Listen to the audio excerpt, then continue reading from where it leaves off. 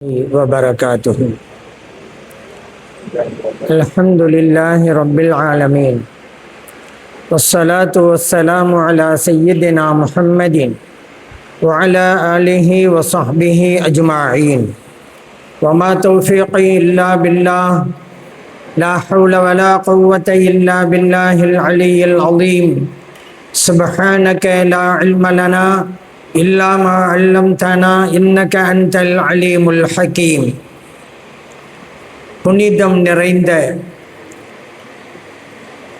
அல் ஆரிஃபு பில்லா Allama Muhammad Abu Bakr Hazrat கிபிலா ரஹ்மத்துல்லாஹி அலைஹி அவர்களுடைய கல்வி குழுமத்தின் சார்பாக மிக மாண்போடு நடைபெற்று கொண்டிருக்கக்கூடிய மீலாது நபி பெருவிழாவிற்கு வருகை புரிந்து இந்நிகழ்வை சிறப்பித்து கொண்டிருக்கக்கூடிய கண்ணியத்திற்குரிய உலமா பெருமக்களே, அன்பார்ந்த பெரியோர்களே, இளைஞர்களே, சிறார்களே, தாய்மார்களே, சகோதரிகளே, சிறப்புமிக்க இந்த நிகழ்விற்கு ஏற்பாடு செய்திருக்கின்ற போற்றுதலுக்கும் பாராட்டுதலுக்கும் உரிய அன்பர்களே, புனிதமான நிகழ்வில் நம்மையெல்லாம் பங்கெடுக்க செய்து நல்லதை சொல்லவும் கேட்கவும் வாய்ப்பளித்த எல்லாம் வல்ல இறைவனை போற்றி புகழ்ந்து எனதுரையை தொடங்குகின்றேன்.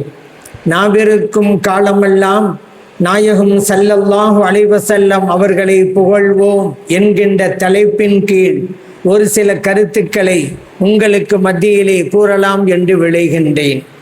மீலாதுன் நபி பெருவிழா இதை நாம் ஏன் கொண்டாடுகிறோம் என்றால், நபி ஸல்லல்லாஹு அலைஹி வஸல்லம் அவர்களுடைய பிறப்பை பற்றியும் அவருடைய குடும்ப வாழ்க்கையை பற்றியும் அவருடைய அரசியல் வாழ்க்கையை பற்றியும் அவருடைய ஆன்மீக வாழ்க்கையை பற்றியும் அவருடைய நற்குணங்கள் எப்படி இருந்தன என்பது பற்றியும் பேசுகின்ற விழாதான் இது.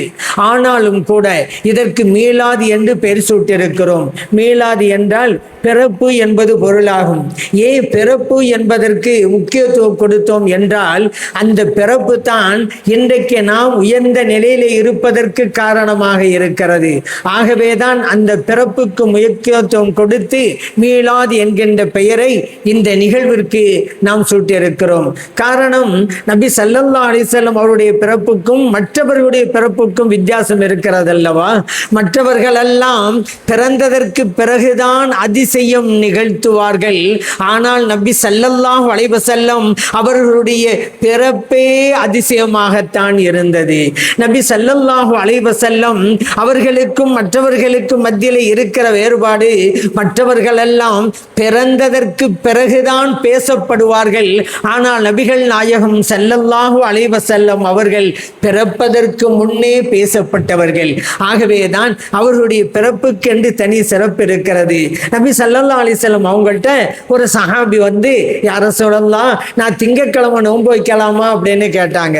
நபி ஸல்லல்லாஹு அலைஹி வஸல்லம் அவர்கள் நோன்பு வைக்கலாம் அப்படின்னு சொல்லியிருக்கலாம் தானே. அப்படி வெறுமனே சொல்லாம, திங்கக்கிழமையா நோன்பு வைங்கங்க, ஃபீஹி உலித்து, அந்த நாள் தானே நான் பிறந்தேன் என்கிறார்கள். ஃபீஹி உன்சில அலைய, அந்த நாளில் தானே எனக்கு குர்ஆன் இறங்கியது, நபித்துவமும் வெளிப்பட்டது என்று நபி ஸல்லல்லாஹு அலைஹி வஸல்லம் சொல்றாங்க. முஸ்லிம்லே பதிவு செய்யப்பட்ட ஹதீஸ். இங்கே வெறுமனே திங்கட்கிழமை நோன்பு வைக்கலாம் என்று சொல்லலை, அந்த நாளில் தான் நான் பிறந்தேன் என்று சொல்லி தன்னுடைய பிறப்புக்கென்று தனி சிறப்பு இருக்கிறது என்பதை வெளிப்படுத்துகிறார்கள் நபிகள் நாயகம் ஸல்லல்லாஹு அலைஹி வஸல்லம் அவர்கள். நம்ம ஏன் இந்த மீலாது நபி பெருவிழாவை நடத்துறோம்? பல காரணங்கள் உண்டு. ஒன்னாவது காரணம் என்னன்னு கேட்டா, அல்லாஹ் குர்ஆன்ல சொன்னா, வதுகுரு நிஅமத்தல்லாஹி அலைக்கும், அல்லாஹ் உங்களுக்கு தந்திருக்கிற நிஅமத்தை எண்ணி பாருங்க.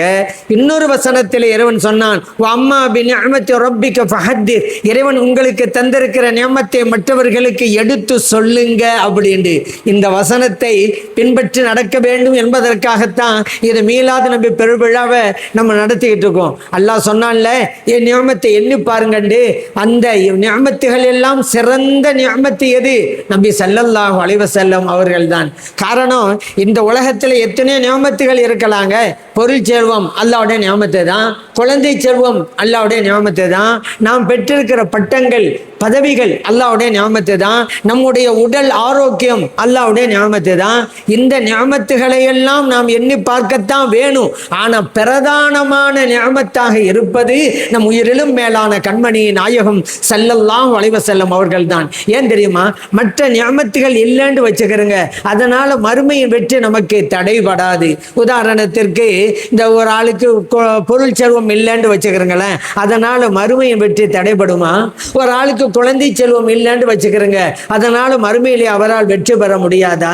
ஒருவருக்கு பட்டங்கள் இல்லை, பதவிகள் இல்லை, அதனால மறுமையிலே வெற்றி பெற முடியாதா? முடியும். ஆனால் நபி ஸல்லல்லாஹு அலைஹி வஸல்லம் அவர்கள் என்கின்ற நிஅமத்து இருக்குதே, அந்த நிஅமத்து மட்டும் இல்லாது போயிருந்தால் நமது நிலை என்னாகும்? மறுமையிலே வெற்றி பெற முடியுமா? முடியாதுங்க. அந்த நபி ஸல்லல்லாஹு அலைஹி வஸல்லம் அவர்கள் என்கின்ற நிஅமத் நமக்கு இல்லாது போயிருந்தால் இந்த உயர்ந்த மார்க்கம் இஸ்லாம் நமக்கு கிடைத்திருக்குமா? கிடைச்சிருக்காதே. குர்ஆன் நமக்கு கிடைச்சிருக்குமா? கிடைச்சிருக்காதே. நம்மை படைத்த இறைவன் யாரென்று தெரிந்திருக்குமா? தெரிந்திருக்காதே. இன்னைக்கு இறைவனை வரங்க இத்தனை பள்ளிவாசல் இருக்கிறதே, இருந்திருக்குமா? இருந்திருக்காதங்க. இவ்வளவும் நமக்கு கிடைத்தது நபி ஸல்லல்லாஹு அலைஹி வஸல்லம் அவர்கள் மூலமாகத்தான் என்கின்ற போது அதுதான் உயர்ந்த நியாமத்தாக, சிறந்த நியாமத்தாக இருக்குது. இப்ப வாங்க, அல்லாஹ் சொன்னான்ல, நான் உங்களுக்கு தந்திருக்கிற நியாமத்தை எண்ணி பாருங்கண்டு நபி ஸல்லல்லாஹு அலைஹி வஸல்லம் அவர்கள் நமக்கு நியாமத்தா கிடைச்சாங்க. அந்த நியாமத்தை எண்ணி பார்க்கத்தான் இந்த விழாவை நாம் நடத்தி கொண்டிருக்கிறோம். அதே போல அல்லாஹ் சொன்னான்ல, வம்மா பிநிஅமத்தி ரப்பிக ஃபஹத்திஸ், இறைவன் உங்களுக்கு தந்திருக்கிற நியாமத்தை பிறருக்கு எடுத்து சொல்லுங்கண்டு நபி ஸல்லல்லாஹு அலைஹி வஸல்லம் அவர்கள் நமக்கு நியாமத்தாக கிடைச்சாங்க. அந்த நியாமத்தை மற்றவர்களுக்கு எடுத்து கூறத்தான் இந்த மீலாது நபி பெருவிழா. இப்ப நீங்க சொல்லுங்க, மீலாது நபி பெருவிழா சில பேர் சொல்றாங்கல்ல பித்அத் பித்அத் என்று. யார் சொன்னது? இறைவனுடைய கட்டளை. அந்த கட்டளை இப்போது நாம் நிறைவேற்றிக் கொண்டிருக்கிறோம். நியாமத்துகள் எவ்வளவு இருந்தாலும் நபி ஸல்லல்லாஹு அலைஹி வஸல்லம் அவர்கள் நியாமத்தாக இருக்கிறாங்க அப்படிங்கிறத தெளிவாக ஒரு வசனத்தில் அல்லாஹ் சொல்லி காட்டுறான். ஸல்லல்லாஹு அலைஹி வஸல்லம் அவர்கள் நியாமத்து தான் அப்படின்னு சொல்லி. ஏன் தெரியுமா? இது குன்தும் அஅதான் ஃபஅல்லஃப பைன குலூபிக்கும் ஃபஅஸ்பஹதும் பிநிஅமத்திஹி இஹ்வானா.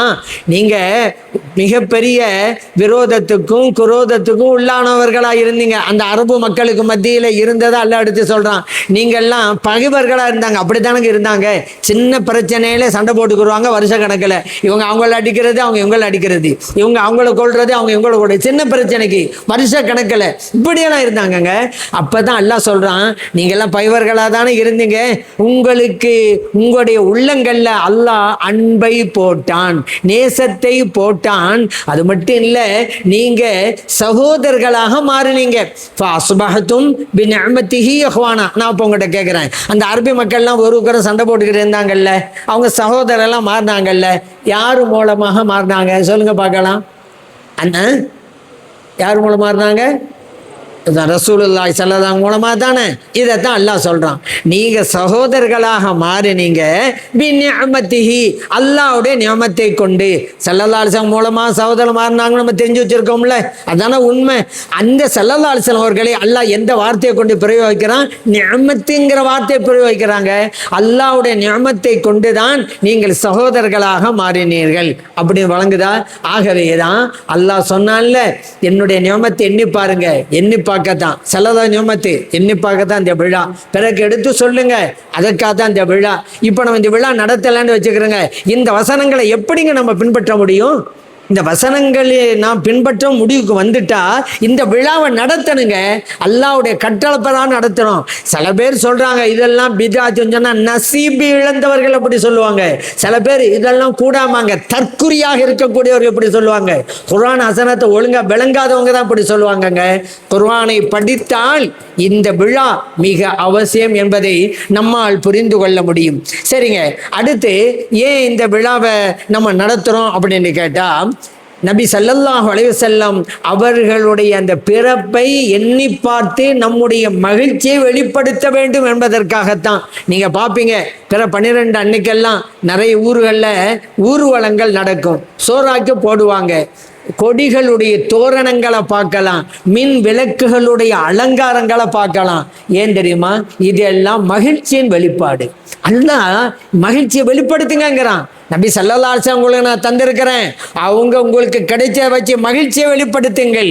குல் பி ஃபضலில்லாஹி வ பிர்ஹமதிஹி, நபி அவர்களே மக்களுக்கு சொல்லுங்க, அல்லாஹ்வுடைய அருள் கிடைத்திருக்கிறது, அல்லாஹ்வுடைய ரஹமத் அருட்கொடை அவர்களுக்கு கிடைத்திருக்கிறது. ஃபபி ذلك ஃபல்யஃப்ரஹு, அவர்களுக்கு கிடைத்திருக்கிற அந்த ரஹமத்தை எண்ணி பார்த்து மகிழ்ச்சியை வெளிப்படுத்தட்டும் என்று அல்லாஹ் சொல்லி காட்டுறான். ரஹமத்து கிடைச்சிருக்குது, மகிழ்ச்சியை வெளிப்படுத்தணும். தெரிஞ்சுக்கிட்டோமா? சரி, இப்போ அடுத்த கேள்வி, ரஹமத்து பண்ணி பார்த்து மகிழ்ச்சியை வெளிப்படுத்தணும். சரிங்க, அந்த ரஹமத்து எதுங்க அப்படின்னு கேள்வி கேட்குறீங்களா?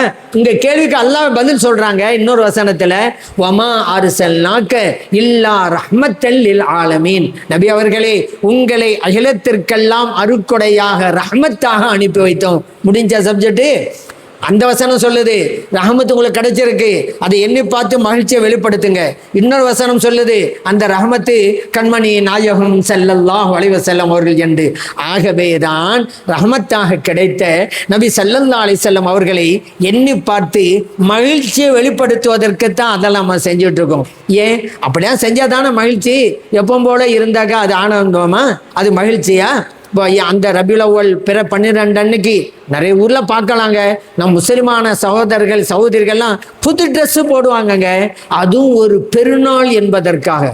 நமக்கெல்லாம் தெரியும் ஹஜ்ஜு பெருநாள், அதே போல நோன்பு பெருநாள் நமக்கு தெரியும். அந்த அன்னைக்கு புது ட்ரெஸ் போடுறோம்ல, அந்த மாதிரி தாங்க ரபியுல் அவ்வல் பிறை 12 நமக்கு பெருநாளுங்க. அது நீங்க சொல்ல என்னங்க புதுசா இருக்குது, 3வது பெருநாளை சொல்றீங்க? எல்லாம் ஹஜ்ஜு பெருநாளை கேள்விப்பட்டிருக்கோம், நோன்பு பெருநாளை கேள்விப்பட்டிருக்கோம். நீங்க என்ன புதுசா ரபியுல் அவ்வல் பிறை 12 பெருநாள் படிங்க? நான் சொல்றேன் ஹஜ்ஜு பெருநாள்ங்கிறீங்கல்ல, நோன்பு பெருநாள் தானே. அந்த 2 பெருநாட்கள் கிடைத்தது ரபியுல் அவ்வல் பிறை 12 மூலமாகத்தான். நபி ஸல்லல்லாஹு அலைஹி வஸல்லம் அவர்கள் எல்லாது போய் இருந்தால் உங்களுக்கு ஹஜ்ஜு பெருநாள் எங்கங்க? உங்களுக்கு நோன்பு பெருநாள் எங்க? நபி ஸல்லல்லாஹு அலைஹி வஸல்லம் அவர்கள் பிறந்தார்கள். ஆகவேதான் இந்த பெருநாட்கள் எல்லாம் கிடைத்தன. ஆகவே அவர்கள் வருகை புரிந்த நாளும் நமக்கு பெருநாள் தான். 1000 பெருநாட்களின் குதூகலம் ஒரே ஒரு ரபியுல் அவ்வலுக்கு அர்ப்பணம் அப்படிம்பாங்க. ஏன்? அந்த ரபியுல் அவ்வலால் தான் அந்த பெருநாட்கள் எல்லாம் நமக்கு கிடைத்தது. இன்னும் சொல்ல போனா பெருநாள் கொண்டாடுற காரணம் இருக்குங்க. ஈசா அலைஹிஸ்ஸலாம் அல்லாஹ்ட்ட ஒரு துவா செஞ்சாங்க. அல்லாஹ் குர்ஆன்ல சொல்லி காட்டுறான், ரப்பனா அன்சில் அலைனா மாயிதத்தம் மினஸ் ஸமா, யா அல்லாஹ் சொர்க்கத்திலிருந்து ஒரு உணவு தட்டை எனக்கு இறக்கி வைப்பாயாக. அப்படி இறக்கி வச்சா தக்கூனு லனா ஈதன் அவ்வலினா வ ஆஹிரினா, நீ இறக்கி வைக்கிற சொர்க்கத்திலிருந்து உணவு தட்டை நீ இறக்கி வைக்கிற அந்த நாள் முன்னோர்களான எங்களுக்கு பின்னால் வருகின்ற மக்களுக்கும் பெருநாளாக அமையும் என்று ஈசா அலைஹிஸ்ஸலாம் சொல்றாங்க. குர்ஆனிலே இடம்பெற்றிருக்கு. நான் சொல்றேங்க, ஏங்க சொர்க்கத்திலிருந்து உணவு தட்டு வந்த நாளே பெருநாளாக கொண்டாடப்படுவதற்கு தகுதியுள்ளது என்றால் அந்த சொர்க்கத்தையே வாங்கித்தரப் போகிற கண்மணி நாயகம் ஸல்லல்லாஹு அலைஹி வஸல்லம் அவர்கள் வருகை புரிந்த அந்த நாளும் நமக்கு பெருநாள் தான், நமக்கு திருநாள் தான். ஆகவே தான் நம்ம அந்த அன்னைக்கு சந்தோஷமா இருக்கிறோம். சந்தோஷமா இருக்கணும்னு எல்லாம் சொன்னதுதான். ஒரு வீட்டில் திருமணம் நடக்க போதா பெயிண்ட் அடிப்பாங்கல்ல, அவங்ககிட்ட போய் என்ன இஸ்ராஃபு பண்றீங்க அப்படின்னு சொல்லியல நீங்க. ஏன்? அது சந்தோஷம் இருக்கிற வீடு, அங்க மகிழ்ச்சியா இருக்கிறதுக்கு பெயிண்ட் அடிப்பாங்க. சரி, அதே போல ஒரு வீட்டில் திருமணம் நடக்க வைங்க, வீட்டில் உள்ள எல்லாருக்கும் புது ட்ரெஸ் எடுப்பாங்க. ஏற்கனவே ட்ரெஸ் இருக்குது, ஆனாலும் புது ட்ரெஸ் எடுப்பாங்க. ஏங்க? மகிழ்ச்சி. அந்த திருமண நாள் என்பது மகிழ்ச்சி உள்ள நாள். ஆகவே தான் ட்ரெஸ். அங்க போய் இந்த வஹாபிகள்லாம் என்ன இஸ்ராஃப் செய்றீங்கன்னு கேட்க முடியுமா? நம்ம செஞ்சாக்கா கொடி கட்டினாக்கா என்ன இஸ்ராஃப் அப்படிம்பாங்க. ஆனா அவங்க மாநாடுகள்ல பலூனு கட்டி தொங்க விடுவாங்க. அதே போல அவெல்லாம் ஒரு விழா நடத்துவான்னு வச்சுக்கிறோங்க, ஏதோ ஒரு இடத்துல கூட்டம் நடக்கும், ரோடு ஃபுல்லா கிலோமீட்டர் கணக்கில் கொடியா இருக்கும். ஏன் இது இஸ்ராஃப்? அதே போல கூட்டம் நடக்குது, ஏதோ ஒரு இடத்துல நடக்குது, அந்த தெரு ஃபுல்லா டியூப் லைட். ஏங்க? நடக்கிற இடத்துக்கு வெளிச்சம் வேணும்னா ரைட்டு, ஏன் தெருக்குள்ள விட்டு வைக்கிறீங்க? இது இஸ்ராப் இல்லையா? இந்த இஸ்ராப்பை செஞ்சுக்கிட்ட, ஆனா இது செய்யக்கூடாது, அந்த இஸ்ராப் செய்யக்கூடாது. நாம் செய்வது இஸ்ராப்பே அல்ல, மகிழ்ச்சியின் வெளிப்பாடு. ஏன் அல்லாஹ் நீங்க மகிழ்ச்சியா இருக்கான், எப்பவும் போல அந்த அன்னைக்கு இருந்தோம்னு வச்சிருக்காங்க, சும்மா இருந்தோம்னு வச்சிருக்காங்களே, மகிழ்ச்சியா இருக்கிறோம். எங்க மகிழ்ச்சியா இருக்கிறீங்க? எப்பவும் போல தானே இருக்கிறீங்க. அந்த அன்னைக்கு நான் மகிழ்ச்சியா இருக்கிறேன், எங்கள் கண்மணி நாம் ஸல்லல்லாஹு அலைஹி வஸல்லம் அவர்கள் பிறந்த நாள், நான் மகிழ்வோடு இருக்கிறேன் என்பதை காட்டுவதற்குத்தான் இதையெல்லாம் நாம் செய்து கொண்டிருக்கிறோம் என்பதையும் கூட உங்களுக்கு நான் நினைவூட்ட விரும்புகிறேன். சரிங்க, நபி ஸல்லல்லாஹு அலைஹி வஸல்லம் அவருடைய காலத்துல மீலாது நபி விழா நடந்ததா? அது ஒரு கேள்வியில பிதத்து பிதத்துங்கிறாங்கல்ல, என்ன பிதத்துங்கிற, பிதத்துன்னா என்னன்னு தெரியல, சும்மா மார்க்கம் பேசுறது தான். பிதத்துனா என்னன்னு தெரியாது, ஷிர்க்குண்டா என்னன்னு தெரியாது. ஷிர்க்குன்னு சொன்னா பச்சை ஷிர்க்கை இந்த வஹாபியர் செஞ்சுட்டு இருக்கிறாங்க. இறைவனுக்கு உருவம் இருக்குதான், உருவ வணங்குகள்ங்க. இவங்கெல்லாம் உருவத்தை வணங்கிட்டு இருக்கிறாங்க. மற்ற சமூகத்தினெல்லாம் கல் சிலைகளை உருவத்தை வணங்கிட்டு இருக்கிறாங்க. இவங்க கற்பனைகளை உருவத்தை வணங்கிட்டு இருக்கிறாங்க. அல்லாவுக்கு உருவம் இருக்குன்னு சொல்லி அரிசில உட்கார்ந்துட்டு இருக்கிறானா அல்லாஹ், அவனுக்கு கை இருக்குதான், கால் இருக்குதான். இதெல்லாம் அபூஜஹல் கொள்கை இல்லை. அபூஜஹல் தான் உருவ வணக்கம். அன்றைக்கு மக்கத்து காவர்கள் தான் உருவ வணக்கம். இன்றைக்கு தௌஹீதுன்னு சொல்லிக்கிட்டு பச்சை ஷிர்க், அல்லாஹுக்கு உருவத்தை கற்பித்து உருவ வணங்குகளாக இருக்கிறார்கள். ஷிர்க்குண்டா என்னன்னு தெரிஞ்சா அப்படி இருப்பாங்களா? யோசிச்சு பாருங்க. ஆனா நாம் செய்வது அல்லாஹ் சொன்னான் என்பதால் தான் என்பதையும் உங்களுக்கு நான் நினைவூட்ட விரும்புகிறேன். நாம் மீலாதுல்லா என்னங்க, நபி ஸல்லல்லாஹு அலைஹி வஸல்லம் அவர்களை புகழ்றது தானே. இதை பள்ளிவாசலில் வைத்தே நாம் செய்யலாம். நிறைய ஊர்வல்ல மீலாது நபி விழா நடக்கும், பள்ளிவாசலுடைய வளாகத்தில் நடக்கும், அது பள்ளிவாசலுடைய வராண்டாவில் நடக்கும், அல்லது பள்ளிவாசலுக்குள்ளேயே நடக்கும். பள்ளிவாசலுக்குள்ளே நடத்துறது கூட ஒரு சுன்னத்து தாங்க. ஏன்னு கேட்டால் நபி ஸல்லல்லாஹு அலைஹி வஸல்லம் அவர்கள் ஒரு சமயத்தில் வர்றாங்க, மஸ்ஜித் நபவிக்கு வர்றாங்க. சஹாபா பெருமக்கள்லாம் உட்கார்ந்து பேசிக்கிட்டு இருக்கிறாங்க. என்ன பேசிட்டு இருக்கிறாங்க? காதில் விழுது சில அவங்களுக்கு. ஒரு சஹாபி சொன்னாங்க, அல்லாஹு தஆலா ஆதம் அலைஹிஸ்ஸலாம் அவர்களை சஃபியுல்லா தேர்ந்தெடுத்து வைத்திருக்கிறான். இன்னொரு தோழர் சொன்னாங்க, அல்லாஹு தஆலா இப்ராஹிம் அலைஹிஸ்ஸலாம் அவர்களை ஹலீலுல்லா தன்னுடைய நண்பராக ஆக்கி வச்சிருக்கிறான். இன்னொரு தோழர் சொன்னாங்க, அல்லாஹு தஆலா மூசா அலைஹிஸ்ஸலாம் அவர்களை நஜியுல்லா அல்லாஹ்வால் பாதுகாக்கப்பட்டவர்கள் என்கின்ற சிறப்பு அல்லாஹ் கொடுத்திருக்கிறான். இன்னொரு தோழர் சொன்னாங்க, ஈசா அலைஹிஸ்ஸலாம் ரூஹுல்லா, ஈசா அலைஹிஸ்ஸலாம் அவர்கள் அல்லாஹ்வுடைய ரூஹாக இருக்கிறாங்க. இப்படி பேசிக்கிட்டே இருக்கும்போது நுழையிறாங்க நபி ஸல்லல்லாஹு அலைஹி வஸல்லம் அவர்கள். அப்ப சொன்னாங்க, அருமை தோழர்களே, நீங்கள் பேசியதெல்லாம் நான் கேட்டேன், நீங்க சொன்னது உண்மைதான்.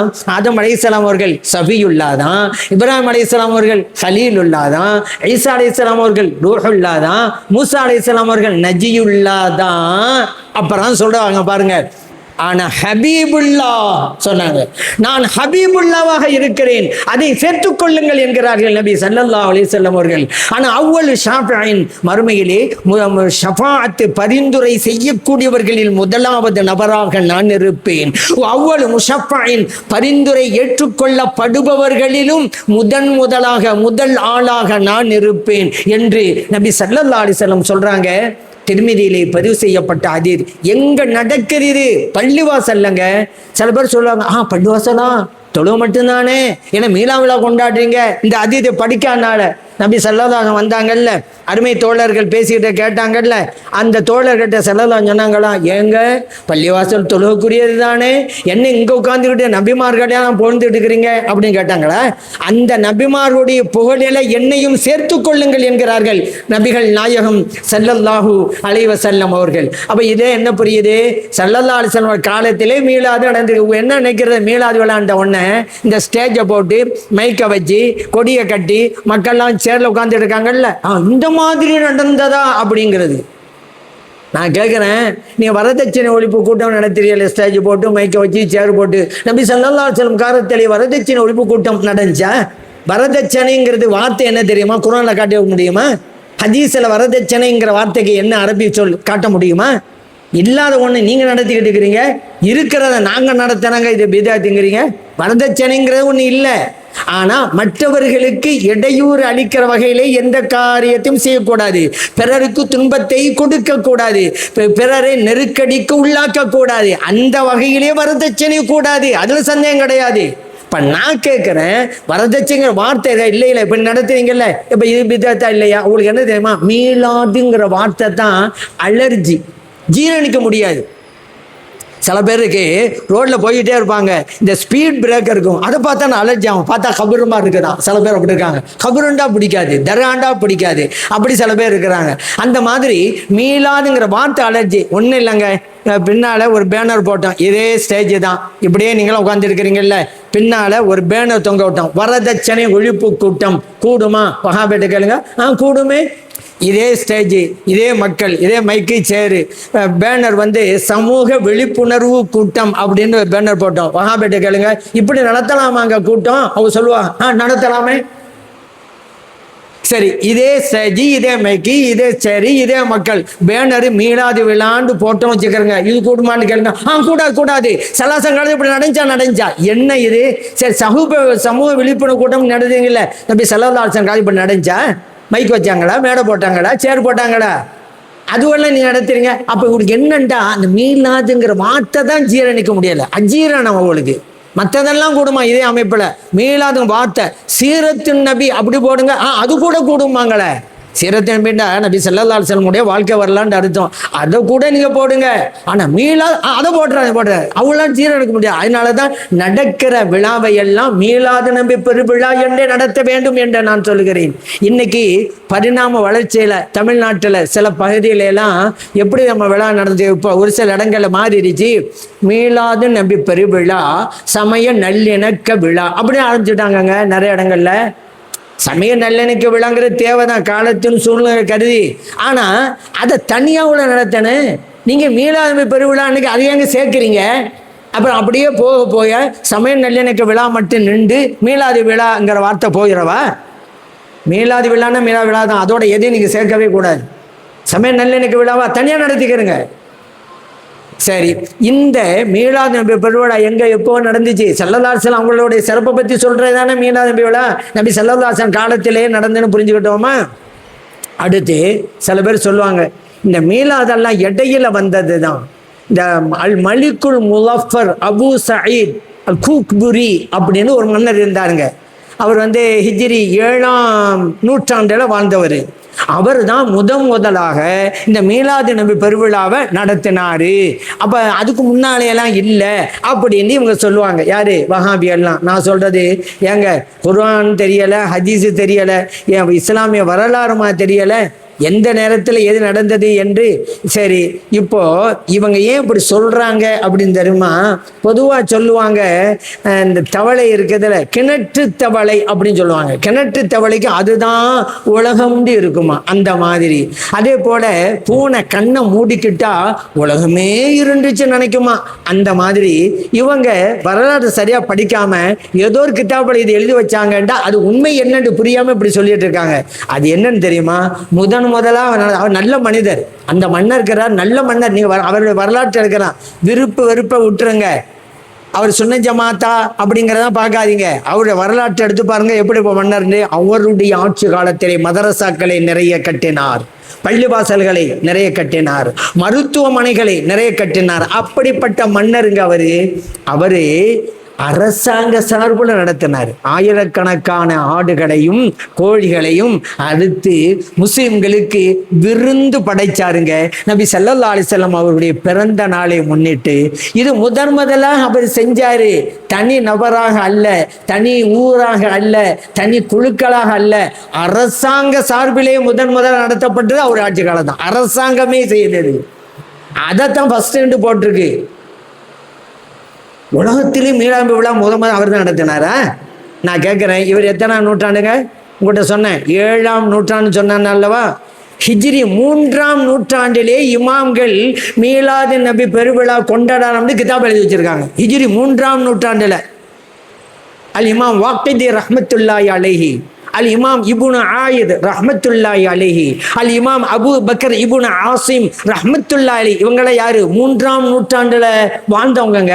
அவங்க எல்லாம் மீளாது விழா கொண்டாடலான்னு கிதாப் எழுதி வச்சிருக்காங்க.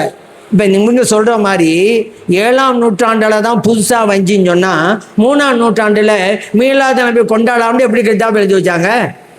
அப்போவே கொண்டாடிக்கிட்டு இருக்க போய் தானே கொண்டாடலாம்னு கிதாப் எழுதி வச்சிருக்காங்க. அது கூட யோசிக்க வேணாமா? சரிங்க, இப்போ நீங்க கேட்கலாம், சரிங்க முன்னாலேயே இருக்குது, ரைட்டு தான், மீளாது நபி பெருவிழா முதலாக யார் இதை கொண்டாடியது? ஒரு கேள்வி வருது இல்ல? சொன்னா ஆச்சரியப்படுவீங்க. முதலாக மீலாதை கொண்டாடியது யார் தெரியுமா? நம்மை படைத்த ரப்பு இறைவன். அவன் தாங்க முதலாக மீலாதை கொண்டாடுனான். எப்படி கேட்குறீங்க? மீலாது என்ன? நபி ஸல்லல்லாஹு அலைஹி வஸல்லம் அவருடைய பிறப்பை சொல்வது தானே. அல்லாஹ் குர்ஆன் சொல்றான் பாருங்க. எல்லாம் ஹாஃபிலாக்கள் உட்கார்ந்து இருக்கிறாங்க. வைது அஹதல்லாஹு மீசாக்கன் நபியின் லமா ஆத்தைத்துக்கும் மின் கிதாபின் வ ஹிக்மத்தின் சும்ம ஜாஅக்கும் ரசூலுன் முஸத்திகுல் லிமா மஅக்கும். அல்லாஹ் ஆலமுல் அர்வாஹ்ல நம்மளையெல்லாம் இந்த உலகத்தில் படைச்சிருக்கான்ல, உடலோடு படைச்சிருக்கான்ல, இப்படி நம்மளையெல்லாம் இந்த உலகத்துக்கு கொண்டு வர்றதுக்கு முன்னால நம்முடைய ரூஹுகள்லாம் ஒரு உலகத்தில் இருந்துச்சு. அதுதான் ஆலமுல் அர்வாஹ்னு சொல்லுவாங்க. நம்ம இது ஆலமுல் அஜ்சாம், உடல் உலகம், உடலோடு இந்த உலகம் வந்திருக்கிறோம். இந்த உலகத்தை வர்றதுக்கு முன்னாலே நம்முடைய ரூஹெல்லாம் இருந்தது ஒரு உலகத்தில். அந்த உலகத்துக்கு பேர் என்னங்க? ஆலமுல் அருவாஹ். ஆலமுல் அருவாஹ். அருவாண்டா ரூஹு, அதுக்கு பன்மை அருவாஹ். ரூஹுண்டா என்ன? ஆத்மாக்கள் தானே. ஆலமுல் அருவாஹ், ஆத்மாக்களின் உலகம். அங்கே எல்லாம் இருந்தாங்களா? அப்போ நபிமார்களை அல்லாஹ் கூப்பிட்டான், ஒரு ஒப்பந்தம் செய்யறான். இதைத்தான் அல்லாஹ் அந்த வசனம் சொல்லி காட்டுறான். வயிறு அஹதல்லாஹ் மீசாக்கன் நபியின், நபிமார்களை அழைச்சி வச்சுக்கிட்டு அல்லாஹ் ஒரு ஒப்பந்தத்தை செய்யறான். என்ன தெரியுமா? நபிமார்களே, உங்களுக்கு வேதத்தை கொடுப்பேன், ஞானத்தையும் கொடுப்பேன், உங்களை உண்மைப்படுத்துகிற ஒரு ரசூல் வருவார். அந்த ரசூல் யாரு?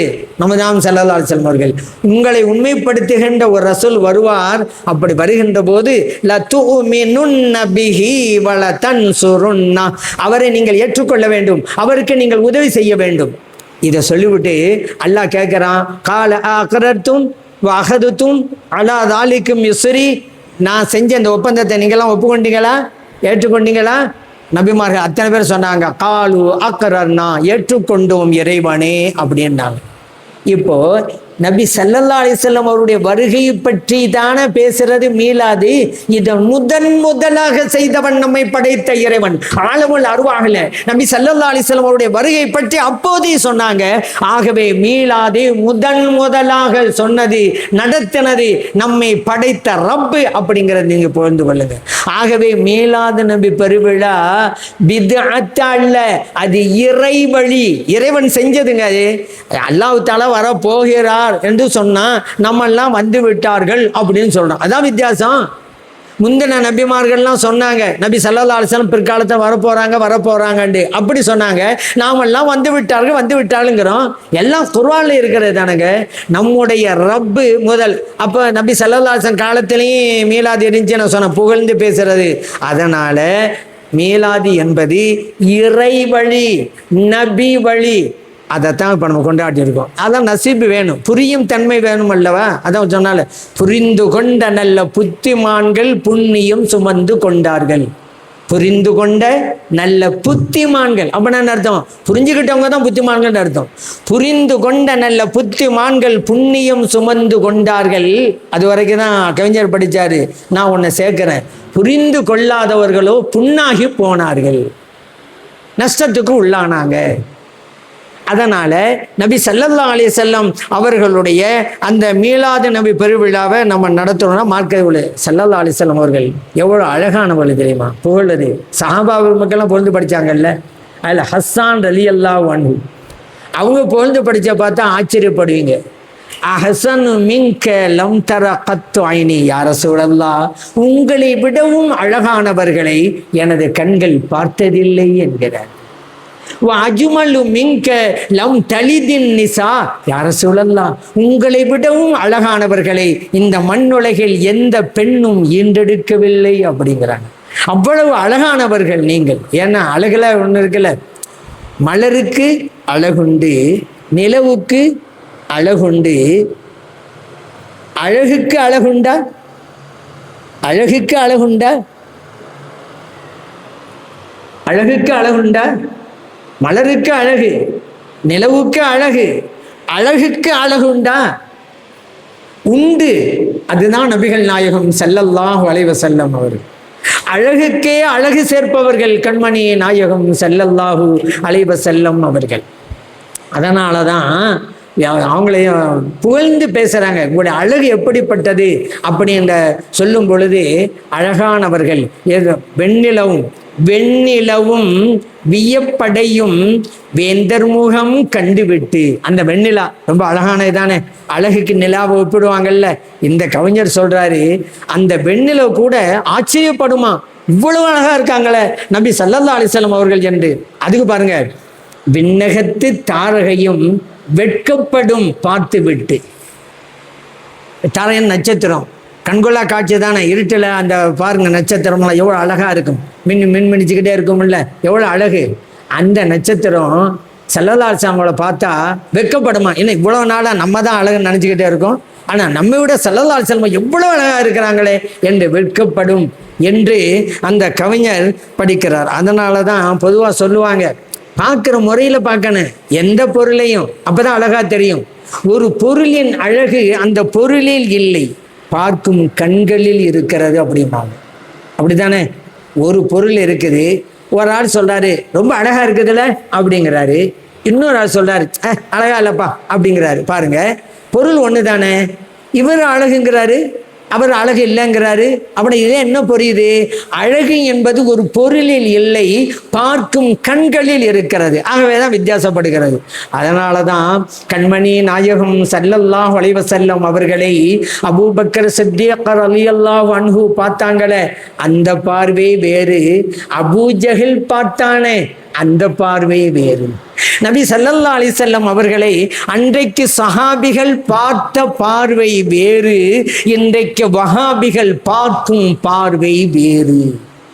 ஏன், ஒரு பொருள் எப்படி பார்க்க வேண்டும், கண்களில் இருக்கிறது. இப்ப நம்மெல்லாம் நபி ஸல்லல்லாஹு அலைஹி வஸல்லம் அவர்களை எப்படியெல்லாம் பார்க்கிறோம் பார்த்தீங்களா? அதனால தானே அவர்களை பற்றி நாம் புகழ்ந்து பேசுகிறோம், அவர்கள் அழகானவர்கள் என்றெல்லாம் நம்ம சொல்றோமே, அதனால தானே. அப்படி இருக்கும்போது சில பேர் இதை ஷிருக்கு அப்படிம்பாங்க, இந்த மீலாது ஷிருக்கு, மௌலிது ஷிருக்கு. அந்த வார்த்தையே ஷிருக்கு இல்லைன்னு அறிவிக்குதா இல்லையா? மீலாதுன்னு என்ன அர்த்தம்? பிறப்பு. மௌலிதுன்னு என்ன அர்த்தம்? பிறப்பு. ரெண்டுக்கும் பிறப்பு தாங்க. நம்ம நடைமுறையில் உரை நடையில் இந்த மாதிரி நடந்தால் மீளாதுங்கிறோம், கவி நடையில் பைத்தா படித்தாக்கா மௌலிதுங்கிறோம். இது நாம் நடைமுறையில் உபயோகிக்கிற வார்த்தை, ஆனால் ரெண்டுக்கு அர்த்தம் பிறப்பு தாங்க. இப்போ நான் கேட்குறேன், நம்ம படித்த ரப்புக்கு பிறப்பு இருக்கா? அல்ல பிறந்தானா? இல்லை இல்லை, அல்ல குர்ஆன் சொல்லிட்டான், லம் யலித் வலம் யூலத். இறைவன் யாரையும் பெறவும் இல்லை, யாராலும் பிறக்கப்படவும் இல்லை. அல்லாஹ்க்கு பிறப்பு இல்லைன்னு ஆகிப்போச்சுல. நபி ஸல்லல்லாஹு அலைஹி வஸல்லம் அவங்களுக்கு மீலாது கொண்டாடுறோம். மீலாதுன்னு என்ன அர்த்தம்? பிறப்பு. அவ எப்படி சிறுக்க வரும்? ஏங்க, நபி ஸல்லல்லாஹு அலைஹி வஸல்லம் அவர்கள் பிறந்தார்கள், அவங்களுக்கு பிறப்பு இருக்குன்னு அவங்க சொல்றோம், அல்லாஹ்வுக்கு பிறப்பு இல்லைங்கிறோம். இது தௌஹீத் அல்லவா? சிறுக்குங்க. அல்லாஹ்வுக்கு இருக்கிறத இன்னொரு ஆளுக்கு கொடுத்தா தானங்க அல்லாஹ்வுடைய உள்ளமையிலோ அல்லாஹ்வுடைய பண்பிலோ வேறு ஒருவரை கூட்டாக்குவது, வேறொன்றை கூட்டாக்குவது, அதுதானங்க ஷிர்க்கு. இங்க டிஃபரன்ஸ் காட்டிட்டோமே. எங்க நபி ஸல்லல்லாஹு அலைஹி வஸல்லம் பிறந்தாங்கப்பா, அல்லாஹ் பிறப்பு இல்லாதவன்ப்பா, வேறாச்சே, அப்படி எப்படி ஷிர்காவும்? தௌஹீத் அல்லவா? அதனால தான் நான் சொல்றது, ஒவ்வொரு மீலாது பெருவிழாவும் தௌஹீது பெருவிழா, ஒவ்வொரு மீலாது மாநாடும் தௌஹீது மாநாடு. தௌஹீதை தான் வெளிப்படுத்துறோம். நபி ஸல்லல்லாஹு அலைஹி வஸல்லம் அவர்களே புகழ்றோம். சில பேர் சொல்லுவாங்க, புகழ்றீங்க அதெல்லாம் ரைட்டு தான், ஆனால் வரம்பு மீறி புகழ்றீங்களே அதைத்தான் நாங்கள் கூடாது அப்படிங்கிறோம். வரம்பு மீற ஸல்லல்லாஹு சொன்னாங்க ஒரு ஹதீது, எல்லா ஹதீது எப்படி சொன்னாங்களோ அதை புரியாமல் மாற்றி மாற்றி புரியுறது, இப்படி ஒரு வழக்கம் அவங்ககிட்ட உண்டு எப்போவுமே. நபி ஸல்லல்லாஹு அலைஹி வஸல்லம் சொன்னாங்க தான், லா துத்துரூனி கமா அத்துரத்தின் நசாரா இப்ன மரியம். என்னை வரம்பு மீறி புகழாதீங்க, நசாராக்கள் ஈசா அலைஹிஸ்ஸலாம் அவர்களை வரம்பு மீறி புகழ்ந்தது போல அப்படின்னு சொன்ன புகாரில் இருக்குது. அதை வச்சுக்கிட்டு வரம்பு மீறாதீங்க என்ன சலாம் சொல்லிட்டாங்க, அதனால புகழாதீங்கிறது. நான் சொல்றது இந்த ஹதீஸை மீலாது கொண்டாடுறதுக்கு தாங்க ஆதாரம். இந்த ஹதீஸை நபி ஸல்லல்லாஹு அலைஹி வஸல்லம் அவங்களை புகழ்றதுக்கு தாங்க ஆதாரம். ஏன் நபி ஸல்லல்லாஹு அலைஹி வஸல்லம் என்ன புகழாதீங்கன்னு சொன்னாங்க? புகழ்வதிலே வரம்பு மீறாதீங்கன்னாங்க. சரிதான், அப்படின்னா என்ன அர்த்தம்? வரம்பு மீறாம புகழுங்க அப்படிதானங்க அர்த்தம். மஞ்சக்கரு சாப்பிடாதீங்க அப்படின்னா என்னங்க அர்த்தம்? மஞ்சக்கரு சாப்பிடாதீங்க டாக்டர் சொல்றாரு அப்படின்னா என்ன அர்த்தம்?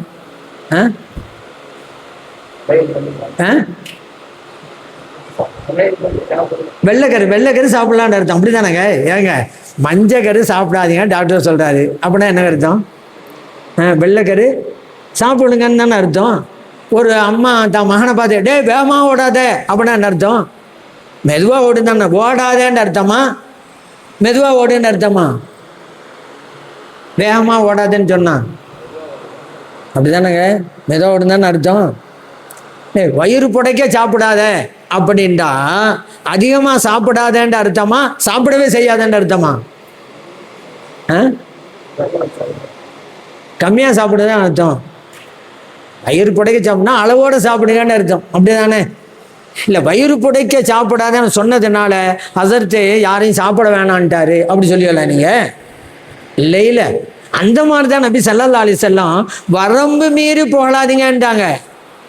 போகலாதீங்கன்னு சொல்லலை, வரம்பு மீறாம போடுங்கன்றதுல அர்த்தம். ஆட்டோமேட்டிக்காக அந்த அர்த்தம் அந்த ஹதீஸை வந்துருச்சங்க. அந்த ஹதீஸே நபி ஸல்லல்லாஹு அலைஹி வஸல்லம் அவர்களை புகழ வேண்டும் என்று தான் சுட்டி காட்டுகிறது. அப்படி புரியணுங்க நம்ம. இன்னொரு விஷயம் என்ன தெரியுமா? சரி, வரம்பு மீறாதீங்க இந்த ஹதீஸ் மட்டும் தூக்கிட்டு வந்தாங்கல்ல அந்த வஹாபிகள், எப்படி வரம்பு மீறுவது அதை படிக்க வேணாமா? குர்ஆன்ல அல்லாஹ் சொல்லி காட்டிட்டான்ல, வரம்பு மீறுதல் என்றால் என்ன குர்ஆன்ல அல்லாஹ் சொல்லியிருக்கிறான், அதை படிக்கலை. இந்த ஹதீஸ் மட்டும் தூக்கிட்டு வந்து நிற்கிறது. எப்படி வரம்பு மீறினாங்க தெரியுமா? அல்லாஹ் குர்ஆன் சொன்னான், லகத் கஃபரல்லதீன காலு இன்னல்லாஹ ஹுவல் மஸீஹ் இப்னு மரியம். ஈசா அலைஹிஸ்ஸலாத்தை அல்லாஹ்வுடைய மகன் சொன்னாங்கல்ல, அவங்க அல்லான்னு சொன்னாங்கல்ல, ஈசா அலைஹிஸ்ஸலாத்தை தான் அல்லாஹ் இப்னுல்லா அல்லாஹ்வின் மகன் என்றெல்லாம் சொன்னாங்க. இவர்கள் காபிர்களாகி விட்டார்கள் என்று அல்லாஹ் குர்ஆன்ல சொல்றான்ல. இப்படித்தான் வரம்பு மீறினாங்க. அந்த மாதிரி நீங்க வரம்பு மீறாதீங்க சலாம் சொல்றாங்க. இன்னல்லாஹ சாலிசு ஸலாதான்டாங்க, முக்கடவுள்களில் ஒரு கடவுள் ஈசா அலைஹிஸ்ஸலாம். அப்படி வரம்பு மீறாதீங்க. எங்க வரம்பு மீறுதல் என்றால் என்னன்னு குர்ஆன்ல அல்லாஹ் சொல்லியிருக்கும் போது அதை படிக்காம வரம்பு மீறாதீங்க வரம்பு மீறாதீங்க. அட வரம்பு மீறது என்ன அதையும் சேர்த்து படிச்சுக்கிட்டு வாங்க. அங்கே குர்ஆன்ல போய் குர்ஆன் ஹதீஸை பின்பற்றுவோம் என்று மூச்சுக்கு 3 தடவை சொன்னா பத்தாது, படிக்கணும். குர்ஆனை ஹதீஸை படிக்கணும். நித்தம் நித்தம் சத்தம் போட்டுக்கிட்டு தான் பத்தாது. குர்ஆன் குர்ஆன் குர்ஆனை படிங்க. நீங்கள் குர்ஆனில் தானே இருக்குது. அதனால தான் அந்த ஹதீஸிலேயே நபி ஸல்லல்லாஹு சொல்கிறாங்க, வரம்பு மீறி போகாதீங்க. அவங்க சொன்ன மாதிரி நான் அல்லாஹ்வுடைய அடியாருங்கிறாங்க. பார்த்தீங்களா, அவங்க அல்லான்னு சொன்னாங்க, அந்த மாதிரி சொல்லிடாதீங்க. நான் அல்லாஹ்வுடைய அப்து, அல்லாஹ்வுடைய அடியார். அதே ஹதீஸில் இருக்க. சரிங்க, இவங்க என்ன சொன்னாங்க? நீங்கள் வரம்பு மீறாதீங்கிறது தானே. நான் சொல்றது எல்லை தாண்டாதீங்க. வரம்பு மீறாதீங்கன்னு என்ன அர்த்தம்? எல்லை தாண்டாதீங்க. எல்லை தாண்டிய பயங்கரவாதம் அப்படிலாம் சொல்லுவாங்க இங்கே அரசியல்வாதிகள்லாம். அதல்ல, எல்லை தாண்டாதீங்க அப்படின்னு தானங்க அர்த்தம். நான் என்னமா சொல்றது? என்னங்க எங்களை பார்த்து எல்லை தாண்டாதீங்கிறீங்க? நாங்கள் இன்னும் எல்லையே தொடலைங்க. ஸல்லல்லாஹு அலைஹி வஸல்லம் அவருடைய புகழும் விஷயத்துல எல்லையே தொடாமல் நாங்கள் இருக்கிறோமே. அது மட்டும் இல்லை, எல்லையை தொடமும் இல்லையே என்ற கவலையிலே இருக்கிறோம். எவ்வளவுதான் புகழ்ந்தாலும் அவருடைய புகழை முழுமையாக்க முடியாத எங்களுக்கு அல்லாஹ் ஒருவனுக்குத்தானே தெரியும். நபி ஸல்லல்லாஹு அலைஹி வஸல்லம் அவருடைய சிறப்புகளும் மாண்புகளும் மகத்துவங்களும் என்னண்டு அவனுக்குத்தானே தெரியும். எங்களுக்கு இன்னும் எல்லையே தொட முடியலன்னு நினைச்சுக்கிட்டு இருக்கோம். நீங்கள் ஆண்டாக்கா எல்லை தாண்டாதீர்கள் அப்படிங்கிறீங்க. எவ்வளவு புகழ்ந்தாலும் எல்லையை தொட முடியுமா? வாழ்நாள் எல்லாம் கூட படித்தாங்களே, ஒரு சீதைவி நல்லா அழகாக படித்தாங்களே. யார் அது? போயிட்டாங்களா? போயிட்டாங்க, படித்தாங்க. வாழ்நாள் எல்லாம் போதாதே வள்ளல் நபிகளின் புகழ் பாட சொன்னாங்களா? வாழ்நாள் எல்லாம் போதாது, அப்படி படித்தாலும் எல்லையை தொட முடியாது. அப்புறம் பாருங்க, 1000 கவிஞர்கள் பிறந்தாலும் அவர்களின் புகழ் பாட முடியும். 1000 கவிஞர்கள் பிறந்தாலும் அவர்களின் புகழ் பாட முடியும், பாடி முடியாது. அப்படிப்பட்டவர்கள் நபி ஸல்லல்லாஹு அலைஹி வஸல்லம் அவர்கள். அந்த கவலையில் நாங்கள் உட்கார்ந்துட்டு இருக்கோம். நீங்கள் சொன்னால் எல்லை தாண்டாதீங்க, வரம்பு மீறாதீங்க. எவ்வளவு அல்லாஹ் அந்த மக்கள் வரம்பு மீறினது. அது இன்னைக்கு நான் கேட்குறேன், உலகத்திலே வாழ்கிற எந்த ஒரு முஸ்லிமாவது, எந்த நாட்டிலே வாழ்கிற முஸ்லிமாவது, கடை கோடியில் இருக்கிற அப்பாவி முஸ்லிம் கூட நபி ஸல்லல்லாஹு அலைஹி வஸல்லம் அவர்களே அல்லான்னு சொல்றானாங்க? ஒரு ஆள் இருக்கா? நபி ஸல்லல்லாஹு அலைஹி வஸல்லம் சொன்னதை அப்படியே பின்பற்றுகிறது இந்த உம்மத். அவங்க போடுறதுக்கு ஏன் இந்த ஹதீஸை கொண்டு வந்தீங்க சம்பந்தம் இல்லாமல்? இன்னொன்று தெரியுமா? நபி ஸல்லல்லாஹு அலைஹி வஸல்லம் அவர்களை நீங்கள் புகழ்ந்தீங்க.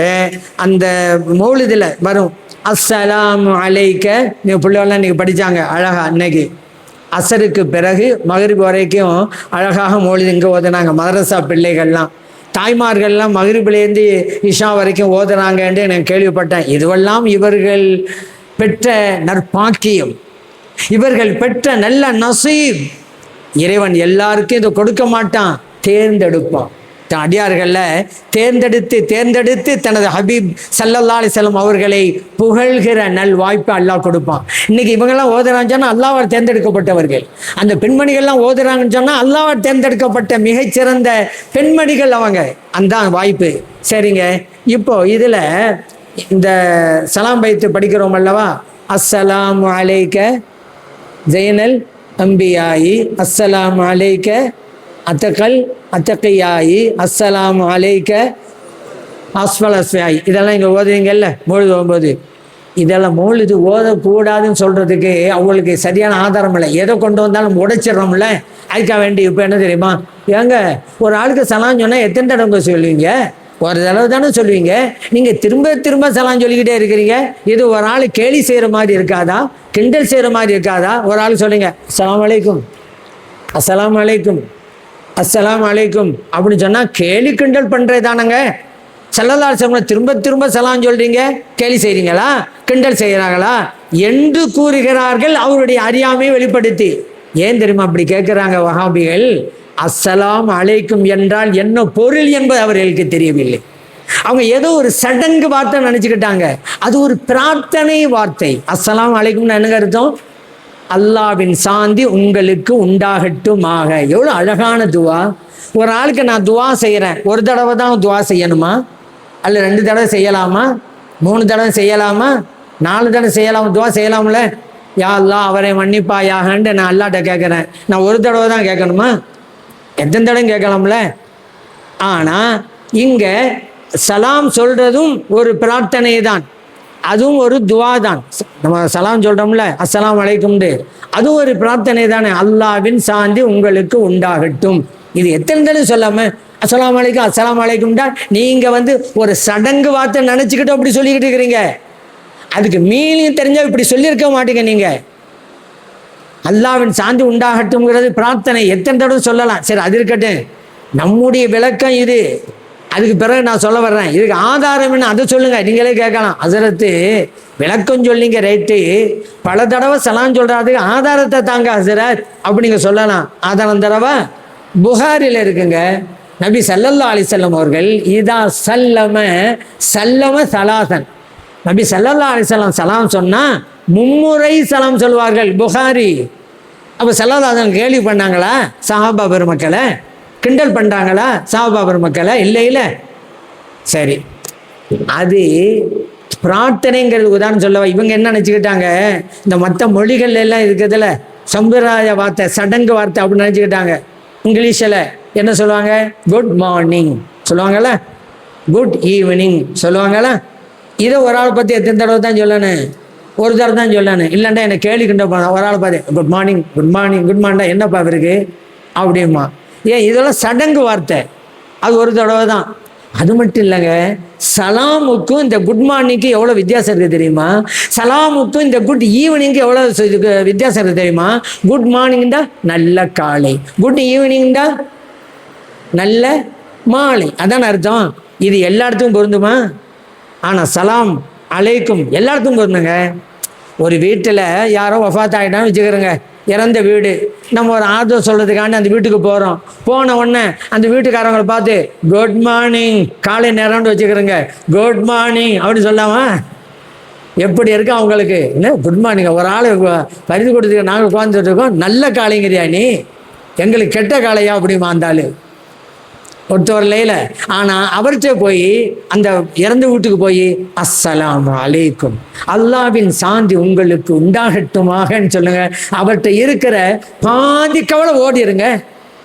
இதுதான். ஒரு ஆள் அங்கேருந்து வர்றாரு ரோட்டில், அவர் மணிப்பரிசை தவற விட்டுட்டு கவலையோடு வர்றாரு, பணம் போச்சாண்டு. அவரை ஒரு ஆள் பார்த்தாரு, மாலை நேரம், அவரை பார்த்து குட் ஈவினிங் அப்படின்றாரு. அப்படின்னா அர்த்தம் நல்ல மாலை, நல்ல மாலையா? பணத்தை பறி கொடுத்துட்டு வரேன், என்னை பார்த்து நல்ல மாலைங்கிற, ஏயா எனக்கு கெட்ட மாலையா அப்படின்னு அந்த ஆள் சொல்லுவான். அதே ஆள்கிட்ட பணத்தை பறி கொடுத்துட்டு கவலையாக வர்றாருல, அஸ்ஸலாமு அலைக்கும், அல்லாஹ்வின் சாந்தி உங்களுக்கு உண்டாகட்டும். பாதி கவலை போரும்ல. இப்போ அதனால் குட் ஈவினிங் குட் மார்னிங் அதுக்கும் அஸ்ஸலாமு அலைக்கும் அப்படிங்கிறதுக்கும் வித்தியாசம் உண்டு. இப்போ புரியுதா? அது ஒரு துவா, அது ஒரு பிரார்த்தனை.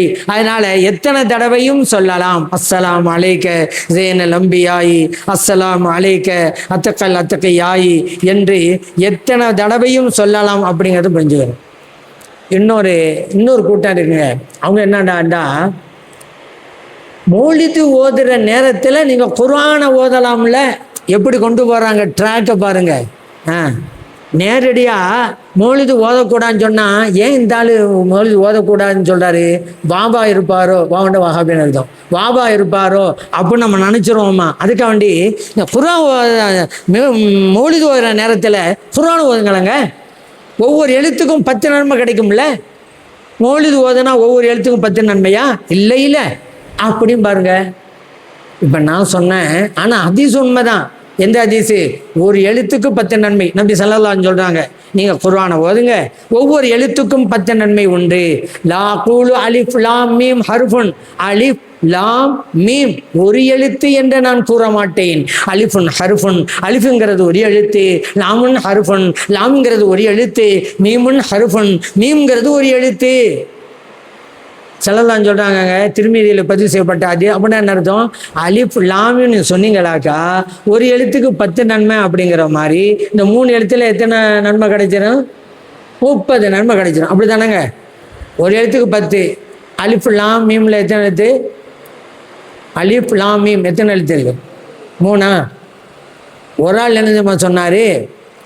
அலிஃப் நீங்கள் ஒரு எழுத்துன்னு தானே சொல்கிறீங்க. ஒரு சொன்னார் அலிஃப்னு சொன்னால் 3 எழுத்து அப்படின்றாரு.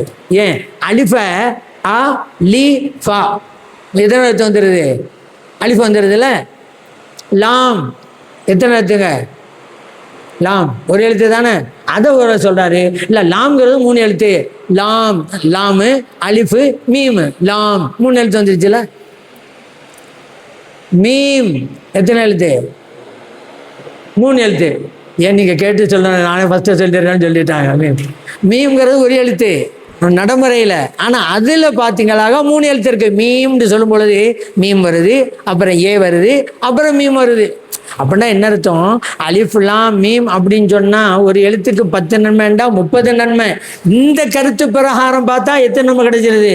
90 நன்மை கிடைச்சிருதுங்க. ஹதீஸ் இருக்குது, திருமீதியில் இருக்குது. இதை வச்சுக்கிட்டு நீங்கள் குர்ஆன் ஓதிடலாம்ல. ஏன் மொழிது வரீங்க? நான் இப்போ அவர்கிட்ட அவர் பாணிக்கு போகணும்ல. நான் அவர்கிட்ட கேட்டேன், எங்கள் பாய் குர்ஆன் ஓதுறது நல்லதா ஸ்கூல் புக்ஸு படிக்கிறது நல்லதான்னு கேட்டேன். அவர் சொன்னார் குர்ஆன் ஓதுறது தான் நல்லதுன்றார். அப்படியா? நாளையிலேருந்து ஒரு பிள்ளைகளை ஸ்கூலுக்கெல்லாம் அனுப்பாதீங்க, குர்ஆனே ஓத வச்சுக்கிட்டே இருங்க வீட்டில் அப்படின்றேன். சரி, தினத்தந்து படிக்கிறாங்க, தினகரன் படிக்கிறாங்க, இந்தியன் எக்ஸ்பிரஸ் படிக்கிறாங்க, இந்து பத்திரிகைலாம் படிக்கிறாங்க. அவங்கள்ட்ட போய் குர்ஆன் படிக்கிறது நல்லதா, இந்த பத்திரிகை படிக்கிறது நல்லதா அப்படின்னா அவர் என்ன சொல்லுவார்? குர்ஆன் படிக்கிறது தாங்க நல்லதும்பாரு. இனிமேல் தினத்தந்தி படிக்கக்கூடாது, தினகரன் படிக்கக்கூடாது, இந்தியன் எக்ஸ்பிரஸ் படிக்கக்கூடாது. ஏன்? குர்ஆன் படிக்கிறது தானே சிறந்தது, ஏன் இதை படிக்கிறீங்க? சரி, ஒரு ஆள் செல்ஃபோனில் மெசேஜ் வந்துச்சு. யார்? நம்மகிட்ட சொல்கிறவர் தான். இவர் யார்? மௌலிது ஓதுற நேரத்தில் குர்ஆனை ஓதுங்கன்னு சொன்னவர் தான் செல்ஃபோனை வச்சுக்கிட்டு மெசேஜ் படித்து உட்காந்துருக்கிறாரு. அப்போ நான் கேட்டேன், செல்ஃபோனில் மெசேஜ் படிக்கிறது நல்லதா, குர்ஆன் ஓதுற நல்லதா? குர்ஆன் ஓதுறதான். மெசேஜ் படிக்காதீங்க, செல்ஃபோனை தூக்கி அங்கிட்டு வைங்க, குர்ஆனை ஓதுங்க. ஏன் எந்த நேரத்தில் எது படிக்கன்னு தெரியாதா? ஒரு வாரம் பஸ் ஸ்டாண்டில் நிற்கிறாரு, அவர் ஊருக்கு போகணும், ஒரு பஸ்ஸு வருது, போர்டை போர்டை படிக்க போகிறாரு, எந்த ஊருக்கு போகுதுன்னு சொல்லி அவரை கைப்பிடிச்சி பஸ்ஸுடைய போர்டை படிப்பது நல்லதா குர்ஆனை படிப்பது நல்லான்னு கேட்டாக்கா குர்ஆன் படிக்கிறதா நல்லது. அப்போ பஸ்ஸுடைய போர்டை படிக்காவிட்டா அவர் ஊருக்கு எப்படி போவார்? எந்த நேரத்தை எதை செய்யணும்? சரி, இந்த அளவுகோலை கொண்டு வந்துட்டா கடைசியில் புகாரியை படிக்க முடியாத. புகாரி படிக்க முடியுமா? புகாரி ஹதீஸுடைய தொகுப்பு நூல். ஒரு ஆள் கேட்குறாரு, புகாரி படிக்கிறது நல்லதா குர்ஆன் படிக்கிறது நல்லதா? குர்ஆன் படிக்கலாம், புகாரியையும் படிக்காதே.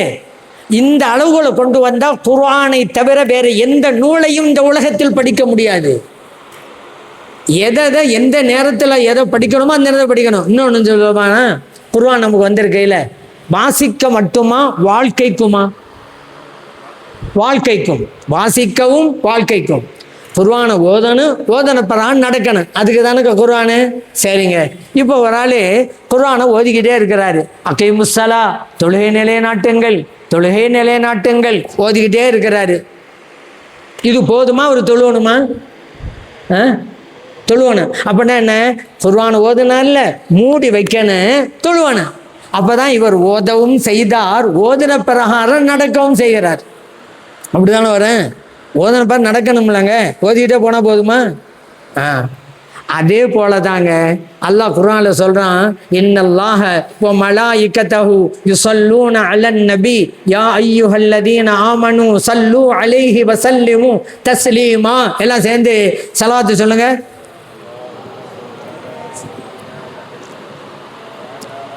சரி. அந்த காலத்து ஆலிம்சாக்கள்லாம் பயான் செய்யும்போது இடையில ஒரு பைத்து விடுவாங்க. ஏன்னா இந்த இரவு நேரத்தை சாப்பிட்டு தான் வந்து உட்காருவாங்க இந்த பயானுக்கு. அப்படியே தூக்கம் சில பேருக்கு சொக்கும், பைத்தை எடுத்து விட்ருவாங்க. எல்லாம் சேர்ந்து படித்தோம்னு வச்சுக்கிறோங்க, அந்த தூக்கம் ஓடிடும். அதுக்காக தான் உங்களுக்கு செலவாக சொல்ல சொன்னேன். அதெல்லாம் உங்களுக்கு 2 சைனே ஆகி போச்சு, தூக்கமும் போச்சு, செலவாத்தையும் சொல்லிட்டீங்க. ஒரு கல்ல 2 மாங்காய். சரி. இப்போது இந்த அல்லாஹ் தஆலா குர்ஆன்ல சொல்கிறான்ல, நீங்கள் செலவாத்து சொல்லுங்க, சலாமும் சொல்லுங்க. இப்போ இந்த கூட்டம் சொல்கிற மாதிரி நம்ம குர்ஆனை ஓதிக்கிட்டே இருந்தவங்க வச்சுக்கிறங்களேன். செலவாத்து சொல்லுங்கள், சலாம் கூறுங்கள், செலவாத்து சொல்லுங்கள், சலாம் கூறுங்க. ஓதிக்கிட்டே இருக்கிறீங்க. ஏங்க எப்போங்க நீங்கள் செலவாத்து சொல்கிறது? ஓதிக்கிட்டே இருந்தா அல்லாஹ் சொன்ன பாரு எப்போ நடக்கிறது? செலவாத்து சொல்லியிருக்கிறான்ல அல்லாஹ். சலாம் சொல்லுங்கன்னு அல்லாஹ் சொல்லிட்டான்ல. செலவாத்து சொல்லுங்கள், சலாம் கூறுங்கள், இப்படியே ஓதிக்கிட்டே இருந்தா குர்ஆனை மூடி பையுங்க, மௌலிதை ஓதுங்க. அல்லாஹ் சொன்னதை இங்கே செய்கிறீங்க. என் மௌலிதில் என்ன இருக்குது? செலவாத்து தானே, சலாம் தானே. இறைவன் செலவாத் சொல்லுங்கன்னு சொன்னான், ஓதுனோம், மூடி வச்சோம் குர்ஆனை, மௌலிது ஓதுறோம். அல்லாஹ் சொன்னதின் பிரகாரம் நடக்கணும் அப்படிங்கிறதுக்காகத்தான். அதனால இப்படியெல்லாம் சொல்லி சில பேர் ஏமாத்துவாங்க. அதுக்கெல்லாம் நம்ம இடம் கொடுத்து விடக்கூடாது. இன்னொரு விஷயம், பள்ளிவாசல்ல எல்லாம் இப்போ நடக்குது. ஏது? மௌலித் ஷரீஃப். இங்கே பார்க்கலாம். நம்ம நாட்டில் மட்டும் இல்லைங்க, தமிழ்நாட்டில் எல்லா ஊர்லேயும் நடக்க. நம்ம முன்னோர்கள் எல்லாம் இது படித்தவர்கள், குர்ஆனை விளங்கியவர்கள். ஆகவே தான் இந்த நடைமுறையை கொண்டு வந்தார்கள். ரபியுல் பிறை 1 வந்துருச்சா, 1லேருந்து 12 வரைக்கும் பள்ளிவாசல மௌலிது நடக்கும். இதுக்கு ஒரு கேள்வி சில பேர், 1லிருந்து 12 வரைக்கும் மௌலிது ஓதுறதுக்கு என்ன ஆதாரம் கேட்குறாங்களாம் கேள்வி. எங்கள் ஊர்லலாம் 30 நாள் ஓடுறாங்க. எங்கள் சொந்த ஊரில் 30 நாள். ஏன்? மக்கள் போட்டு போடுறாங்க தபுரு கொடுக்கறதுக்கு. 12 நாள் சொன்னால் 12 குடும்பம் தான் தபுரு கொடுக்கும். வேற குடும்பத்துக்கு இந்த வாய்ப்பு வேணுமா இல்லையா? எங்களுக்கு வாய்ப்பு தாங்க, 30 நாட்கள் ஓதப்படுகிறது எங்கள் ஊரில். 12 நாள் வரைக்கும் நம்முடைய வசதிக்காக உண்டு பண்ணதானே தவிர யாராவது சொன்னாங்களா 12ஓட மௌலிது முடிஞ்சு போச்சுன்னு சொல்லி? அதுக்கு பிறகு எல்லா காலம் ஓதிட்டு தானே இருக்கிறோம். ஒரு புது வீடு புகுந்தாக்கா மௌலிது ஓதுறோம், ஒரு கடை திறந்தாக்கா மௌலிது ஓதுறோம், ஓதிட்டு தானங்க இருக்கிறோம். ரமலானில் கூட மௌலிது ஓதுகிறோமே குறைஞ்சபட்சமா. சரி, நம்ம மௌலிது ஓதுறோம் பள்ளிவாசல்ல. ஏன் பள்ளிவாசல் ஓதுறோம் தெரியுமா? அது ஒரு சுன்னத்துங்க. மௌலிது ஓதுவது ஒரு சுன்னத், அதை பள்ளிவாசலில் வைத்து ஓதுவது சுன்னத். என்ன மௌலிது ஓதுறது சுன்னத்தா? ஆமா. சில பேர் சொல்லுவாங்க, நம்மவங்களே மௌலிது ஓதிக்கிட்டு இருப்பாங்க, யாராவது பித்அத்துன்னு சொன்னா அதுக்கு நம்மளுக்கு ஒரு விளக்கம் கொடுப்பாங்க. அது பித்அத்து ஹசனா அப்படிம்பாங்க. பித்அத்து ஹசனாவா? சுன்னத்துங்க. பித்அத்துண்டா நபி ஸல்லல்லாஹு அலைஹி வஸல்லம் காலத்தில் இல்லாதது. ஆனால் மௌலிது ஓதுனதான் நபி ஸல்லல்லாஹு அலைஹி வஸல்லம் காலத்தில் இருந்துச்சுல. நபி ஸல்லல்லாஹு அலைஹி வஸல்லம் காலத்தில் இருந்ததெல்லாம் சுன்னத் ஹதீஸ் அல்லவா? கவுலுன் நபி ஸல்லல்லாஹு அலைஹி வஸல்லம், நபி ஸல்லல்லாஹு அலைஹி வஸல்லம் அவர்கள் பேசியது, ஃபிஅலுன் நபி ஸல்லல்லாஹு அலைஹி வஸல்லம், நபி ஸல்லல்லாஹு அலைஹி வஸல்லம் அவர்கள் செய்தது, தக்ரீருன் நபி ஸல்லல்லாஹு அலைஹி வஸல்லம், நபி ஸல்லல்லாஹு அலைஹி வஸல்லம் அவர்களுக்கு முன்னாலே ஒன்று செய்யப்பட்டு அல்லது சொல்லப்பட்டு அதற்கு அங்கீகாரம் வழங்கியது, அதுவும் ஹதீது தான். நபி ஸல்லல்லாஹு அலைஹி வஸல்லம் காலத்தில் மௌலிது ஓதப்பட்டதா இல்லையா? மௌலிதுன்னா என்ன? கபீர் நடையில் நபி ஸல்லல்லாஹு அலைஹி வஸல்லம் புகழ்றே தானே. சஹாபிகள் பொழுந்தாங்களே நபி ஸல்லல்லாஹு அலைஹி வஸல்லம் முன்னாலே. அப்துல்லாஹ் இப்னு ரவாஹா ரலியல்லாஹு அன்ஹு புகழ்றாங்க, வஃபீனா ரசூலுல்லாஹி யத்லு கிதாபஹு இதன் ஷக்க மஅரூஃபுன் மினல் ஃபஜ்ரி சாத்திஉ. எங்க தெரியுமா இருக்குது மௌலிது? புகாரில் இருக்குதுங்க. முன்னாலெல்லாம் அரபியா இருந்துச்சு, இப்போ தான் தமிழில் வந்துருச்சுல. புகாரிய பாட்டு எடுத்து பாருங்க. புகாரில் இந்த கபி நடையிலே நபி ஸல்லல்லாஹு அலைஹி வஸல்லம் அவர்களே அப்துல்லாஹ் இப்னு ரவாஹா ரலியல்லாஹு சஹாபி புகழ்றாங்க. மௌலிது இருந்ததா இல்லையா ஸல்லல்லாஹு காலத்துல? ஹஸ்ஸான் இப்னு சாபித் ரலியல்லாஹு அன்ஹு நபி ஸல்லல்லாஹு அலைஹி வஸல்லம் அவங்கள போடுறாங்க, ஹஜ்ஜௌத முஹம்மதன் ஃபஅஜப்து அன்ஹு, எங்கள் நபி ஸல்லல்லாஹு அலைஹி வஸல்லம் அவர்களையா நீ இகழ்ந்து படிக்கிறாய்? ஏன்னா முஷ்ரிக்குகள் சில பேர் ஸல்லல்லாஹு அலைஹி வஸல்லம் அவர்களை வசை மாறி படித்தார்கள். அதற்கு பதில் கொடுப்பதற்காக ஹஸ்ஸான் இப்னு சாபித் ரலியல்லாஹு அன்ஹு அவர்கள் இசை மாறி படித்தார்கள். அந்த முஷ்ரிக்குகள் இகழ்ந்து படித்தார்கள், ஹஸ்ஸான் ரலியல்லாஹு அன்ஹு அவர்கள் புகழ்ந்து படித்தார்கள். எப்படி தெரியுமா? ஹஜ்ஜௌத முஹம்மதன், எங்கள் நபி ஸல்லல்லாஹு அலைஹி வஸல்லம் இகழ்ந்து படிக்கிறனே, ஃபஅஜப்து அன்ஹு, அதற்கு பதில் கொடுத்து நான் அவர்களை புகழ்ந்து படிப்பேன். சொன்னது யார்? ஹஸ்ஸான் சாபித் ரலியல்லாஹு அன்ஹு. எங்க இருக்குது? முஸ்லிம்ல இருக்குதுங்க. புகாரிக்கு அடுத்த ஸ்டேஜ் எதுக்கு? முஸ்லிமுக்கு தான். அதில் இருக்குது. நான் உங்களுக்கு ஒரு அடி தான் படிச்சிருக்கிறேன், ஏறத்தாழ 15 அடிகளுக்கு மேலாக அங்கே அதில் இருக்குது. 15 அடிகள், 15 அடிகளை கவிதையாக படித்து படித்து போடுறாங்க. அப்படின்னா எங்கே இருக்குது? முஸ்லீமில் இருக்குதுல்ல. மௌலிது கூடாதான். அப்போ முஸ்லீம் கிதாப் கூடாதுன்னு சொல்லியோல நீங்கள், இருக்குதா இல்லையா? சரி, அதே போல் பாருங்க, கஅப் இப்னு ஸுஹைர் ரலியல்லாஹு அன்ஹு நபி ஸல்லல்லாஹு அலைஹி வஸல்லம் அவர்களை புகழ்ந்து படித்தாங்களே, அதில் இன்னர் ரசூல நூருன் யுஸ்தல்லாஹு பிஹி, நபி ஸல்லல்லாஹு அலைஹி வஸல்லம் அவர்கள் ஒளி தருகிற பேரொளியாக இருக்கிறார்கள். வசாரிமும் மின் சுயூஃபில்லாஹி மஸ்லூலு, அல்லாஹ்வுடைய வாட்களில் உருவிய வாளாக இருக்கிறார்கள். ஹாக்கிமிலே பதிவு செய்யப்பட்ட ஹதீஸ். சஹாபிகள் மௌலிது ஓதுனாங்களா இல்லையா? அதனால் மௌலிது ஓதுறதுங்கிறது என்னது? பிதாத்து அல்ல. வேணா நல்ல வார்த்தை என்ன சொல்லுங்க? சுன்னத். பிதாத்தும் அல்ல, பிதாத்து ஹசனாவும் அல்ல, சுன்னத். ஏன் நபி ஸல்லல்லாஹு அலைஹி வஸல்லம் காலத்தில் இருந்துச்சு, சஹாபிகள் போந்திருக்கிறாங்களே. அந்த சுன்னத்தை பள்ளிவாசல் வைத்து ஓதுறது இன்னொரு சுன்னத்து. அதனால தான் அந்த சுன்னத்தை நம்முடைய முன்னோர்கள் கையாண்டார்கள். அந்த சுன்னத்தை அழிந்து விடக்கூடாது என்பதற்காக. நபி ஸல்லல்லாஹு அலைஹி வஸல்லம் காலத்திலே இருந்த எந்த சுன்னத்தும் அழிந்து விடக்கூடாது, ஹயாத்தாக இருக்க வேண்டும். அதற்காகத்தான் அந்த 12 நாட்கள் பள்ளிவாசல் ஓதுனாங்க. பள்ளிவாசலை வச்சு ஓதுறது சுன்னத்து. அது எப்படி தெரியுமா? ஆயிஷா சித்திகா ரலியல்லாஹு அன்ஹா சொல்றாங்க, நபி ஸல்லல்லாஹு அலைஹி வஸல்லம் ஹஸ்ஸான் ரலியல்லாஹு அன்ஹு அவங்களுக்கு மிம்பர் படி அமைச்சு கொடுத்தாங்க. கான ரசூலுல்லாஹி ஸல்லல்லாஹு அலைஹி வஸல்லம் யலஉ லி ஹஸ்ஸான், எழுத்தூதர் ஸல்லல்லாஹு அலைஹி வஸல்லம் அவர்கள் ஹஸ்ஸான் ரலியல்லாஹு அன்ஹு அவங்களுக்கு அமைச்சு கொடுத்தாங்க மிம்பரன், ஒரு மிம்பர் படியை ஃபில் மஸ்ஜிதி, பள்ளிவாசல்ல. யகூம் அலைஹி காயிமன், ஹஸ்ஸான் ரலியல்லாஹு அன்ஹு படியில ஏறி நிற்பாங்க. யுஃபாஹிரு அன் ரசூலில்லாஹி ஸல்லல்லாஹு அலைஹி வஸல்லம், எழுத்தூதர் ஸல்லல்லாஹு அலைஹி வஸல்லம் அவர்களை புகழ்ந்து படிப்பார்கள்.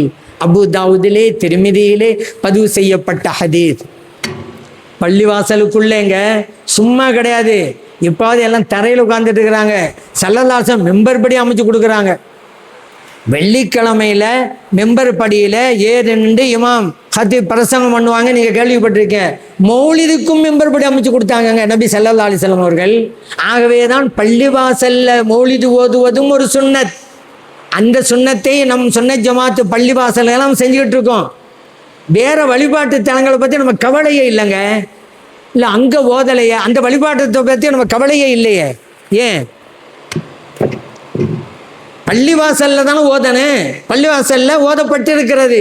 நபி ஸல்லல்லாஹு அலைஹி வஸல்லம் அவங்க அனுமதிச்சாங்க. இதில் வேற எல்லாத்துலேயும் நேரடியாக வந்தால் அவங்க வாதமெல்லாம் உடைஞ்சு போனதுனால குறுக்க வர்றது என்ன தெரியுமா? ஏங்க மௌலிது ஓதுனீங்க பள்ளிவாசல்ல, யா நபி சலாம் அலைக்கும், யா ரசூல் சலாம் அலைக்கும், அப்படி தானே ஓதுறீங்க. எல்லாம் நீங்கள் ஓதுங்க, பைத்த படிங்க, ஓதுங்க தம்பி. யா நபி சத்தமாக படிங்க.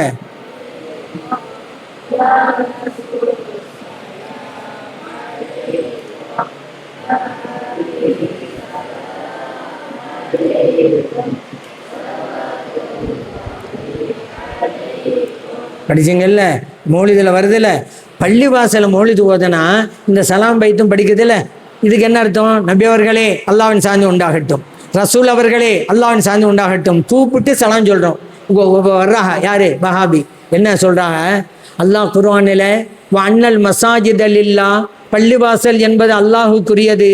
ஃபலா ததுஉ மஅல்லாஹி அஹதா, அந்த அல்லாஹ்வோடு வேறு எவரையும் அழைக்காதீர்கள். அல்லாஹ் சொல்லிட்டான். பள்ளிவாசல் அல்லாஹ்வுக்குரியது, அல்லாஹ்வோடு யாரையும் கூப்பிடக்கூடாது சொல்லிட்டான்ல அல்லாஹ். இதை வச்சுக்கிட்டு நான் ஏற்கனவே சொல்லியிருக்கேன்ல, வஹாபியெல்லாம் இந்த ஒரு வசனத்தை மட்டும் படிச்சுக்கிட்டு ஓடியாருவா.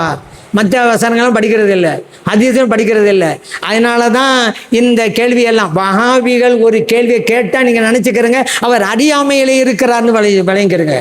இந்த வசனத்தை வச்சுக்கிட்டு அழைக்கலாமா பள்ளிவாசல்ல, அல்லாஹ் அழைக்கக்கூடாதுன்னு சொல்லிவிட்டான்லங்கிறது. நான் சொன்னேன், அத்தியாயத்தை தொழுகிறீங்களா பள்ளிவாசல்ல? ஆமாம். அத்தியாயத்து ஓதுறீங்களா? ஓதுறோமே. அதில் என்ன சொல்கிறீங்க? அஸ்ஸலாமு அலைக்க ஐயுஹன் நபி வருதா? தொழுகையில் வருதா? அதுக்கு என்ன அர்த்தம்? நபி அவர்களே அல்லாவின் சார்ந்து உண்டாகட்டும். யாரை கூப்பிடுறோம்? ஸல்லல்லாஹு அலைஹி வஸல்லம். ஒவ்வொரு தொழுகையிலும் அத்தஹியாத்தில் நபியை கூப்பிட்டு சலாம் சொல்கிறாங்க. எங்கே? பள்ளிவாசல்ல. ஏங்க பள்ளிவாசல்ல யானபி சலாம் அலைக்கும்னு சொல்லக்கூடாது? நீங்கள் தொழுகையில் அத்தஹியாத்தில் நபியை கூப்பிட்டு சலாம் சொல்லிக்கிட்டு இருக்கீங்களேங்க.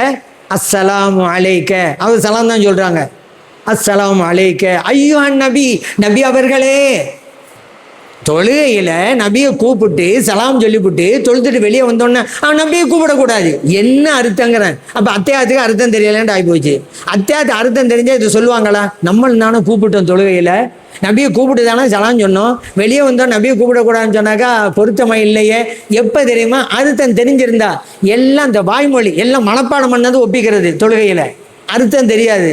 அதனால் நபி அழைக்கிறீங்க அப்படின்ட்டு ஸல்லல்லாஹு அலைஹி வஸல்லம் இந்த வசனத்துக்கு எதிராக சொல்லி கொடுத்தாங்க. அல்லாஹ் தஆலா சொன்னான்ல, அல்லாஹ்வோடு யாரையும் கூப்பிடாதீங்கன்னு. நபி ஸல்லல்லாஹு அலைஹி வஸல்லம் அவர்கள் என்ன கூப்பிட்டு சலாம் சொல்லுங்கன்னு சொல்லி தந்தாங்களே. குர்ஆன் வசனத்துக்கு அது அர்த்தம் சொன்னால் நபி ஸல்லல்லாஹு அலைஹி வஸல்லம் சொல்லி தந்திருப்பாங்களா? என்ன நீங்கள் அளவுகோலை வச்சு ஒவ்வொன்றையும் புரியுறீங்க? சரி, அது ஒன்றா. இன்னொரு பாயிண்ட் இருக்குது. இந்த வழிபாட்டு தலங்கள்லாம் இருக்குதுல்ல வஹாபிகளுக்கு, அந்த வழிபாட்டு தலத்தில் பாங்க சொல்கிறாங்களா? பாங்க சொல்கிறாங்களா? சொல்கிறாங்க. இகாமும் சொல்கிறாங்களா? இகாமும் சொல்கிறாங்க. அந்த பாங்கிலேயே அழைக்கிறது இருக்குங்க. இப்போ இவங்க அல்லாஹ்வுடைய பள்ளியில் யாரையும் அழிக்கக்கூடாதுன்னு சொன்னால் பாங்கு சொல்கிறது நிப்பாட்டணுமே. ஹையா அலஸ்ஸலா, தொழியும் பக்கம் விரைந்து வாருங்கள். ஹையா அலல் ஃபலா, வெற்றியும் பக்கம் விரைந்து வாருங்கள். மக்களை தானங்க கூப்பிடுறாங்க. பள்ளிவாசலில் அல்லாஹ்வோடு யாரையும் அழிக்கக்கூடாதுன்னு சொன்னால் பாங்கு சொல்கிறது நிப்பாட்டணும் அந்த கூட்டம். காமத்து சொல்கிறது நிப்பாட்டணும் அந்த கூட்டம். அப்புறம் சொல்லணும் நம்மளை பார்த்து. மக்களை கூப்பிட்டுக்குருவாங்களாம் பாங்களை, காமத்தில் அத்தியாயத்தில் நபியை கூப்பிட்டுக்குருவாங்களாம், சலாமும் சொல்லுவாங்களாம். நம்மளை பார்த்து பள்ளியில் அல்லாஹ்வோட யாரும் அழைக்காதீங்க. என்ன அப்படின்னா என்ன தெரியுமா? அப்போ ஃபலாத்துதும் அல்லாஹ் என்ன அர்த்தம்? அர்த்தம் சொல்லணும்ல. அல்லாஹ்வோடு யாரையும் வணங்காதீர்கள் அர்த்தங்க. பள்ளிவாசல் அல்லாஹ்வுக்குரியது. வன்னல் மசாஜித லில்லாஹ் ஃபலா ததுஉ மஅல்லாஹி அஹதா. அந்த அல்லாஹ்வோடு யாரையும் வணங்காதீர்கள். தாங்கிற வார்த்தைக்கு அழைத்தல்ங்கிற அர்த்தமும் இருக்குது, வணங்குதல்ங்கிற அர்த்தமும் இருக்குது. எந்த இடத்துல எந்த அர்த்தம் பொருந்துமோ அந்த இடத்துல அந்த அர்த்தத்தை கொடுக்கணும். நீங்கள் அழைத்த அர்த்தம் வச்சா இவ்வளவு இடைஞ்சலாக இருக்க. அத்தியாயத்தை ஓத முடியாமல் போயிடும், பாகம் சொல்ல முடியாமல் போயிடும், காம சொல்ல முடியாமல் போயிடும். நீங்கள் சொல்கிற அழைத்த அர்த்தம் வச்சா. இப்போ நாங்கள் சொல்கிற அர்த்தம் பாருங்கள், அல்லாஹ்வோடு எவரையும் வணங்காதீர்கள். எவ்வளோ அற்புதமான அர்த்தம். அந்த அர்த்தம் வைக்கணும். ஏங்க மௌலிது ஓதக்கூடாங்கிறதுக்கு இப்படி எல்லாமா சுற்றி உழைப்பீங்க? இல்லாத அர்த்தத்தை எல்லாம் கொடுப்பீங்க நீங்கள். சரி, இப்போ நம்ம மௌலிது ஓதுறோம் அல்லவா, என்ன பிரயோஜனம்? மீலாம்பி நடத்துகிறோம் அல்லவா, என்ன பிரயோஜனம்? ஏதோ பிரயோஜனம், பல பிரயோஜனம் இருக்குது. பர்டிகுலராக என்னங்கிறத மட்டும் இப்போ உங்களுக்கு சொல்கிறேன். இது நடத்துறதுனால நன்மை எழுதப்படுகிறது. 1 பாயிண்ட். இப்போ நீங்கள் இவ்வளோ நேரம் உட்காந்துருந்தீங்கல்ல, நான் பேசுகிறேன், நீங்கள் கேட்டீங்க. ஏறத்தாழ 1.5 மணி நேரம் நீங்கள் செலவழிச்சிருக்கீங்க. நீங்கள் அமர்ந்ததில் இருந்து இந்த நிகழ்வு முடிகின்ற வரைக்கும் மலக்குமார்கள் உங்களுக்கு நன்மைகளை எழுதிக்கொண்டே இருந்தார்கள். நீங்கள் இந்த சபைக்கு வரும்போது உங்கள் நன்மையினுடைய பைட் வேற. இந்த சபை முடிந்து நீங்கள் கலைந்து உங்கள் வீட்டுக்கு போவீங்கள்ல, உங்கள் நன்மையின் பைட்டே தனி. அவ்வளோ நன்மையை சொன்னது போகிறீங்க. ஏன் தெரியுமா? ஹஸ்ஸான் ரலியல்லாஹு அன்ஹு நபி ஸல்லல்லாஹு அலைஹி வஸல்லம் புகழ்ந்து படிக்கும்போது வஇந்தல்லாஹி ஃபீதாக்கல் ஜஸாஉ, யா ரசூலல்லாஹ் உங்களை நான் புகழ்கிறேன், அதற்கு அல்லாஹ்விடத்திலே நன்மை இருக்கிறதுங்கிறாங்க. முஸ்லிமிலே பதிவு செய்யப்பட்ட ஹதீஸ். இந்தல்லாஹ் அல்லாஹ்விடத்திலே உண்டு, ஃபீதாக்க உங்களை புகழும் விஷயத்தில் அல் ஜஸா நற்கூலி. போதுமா?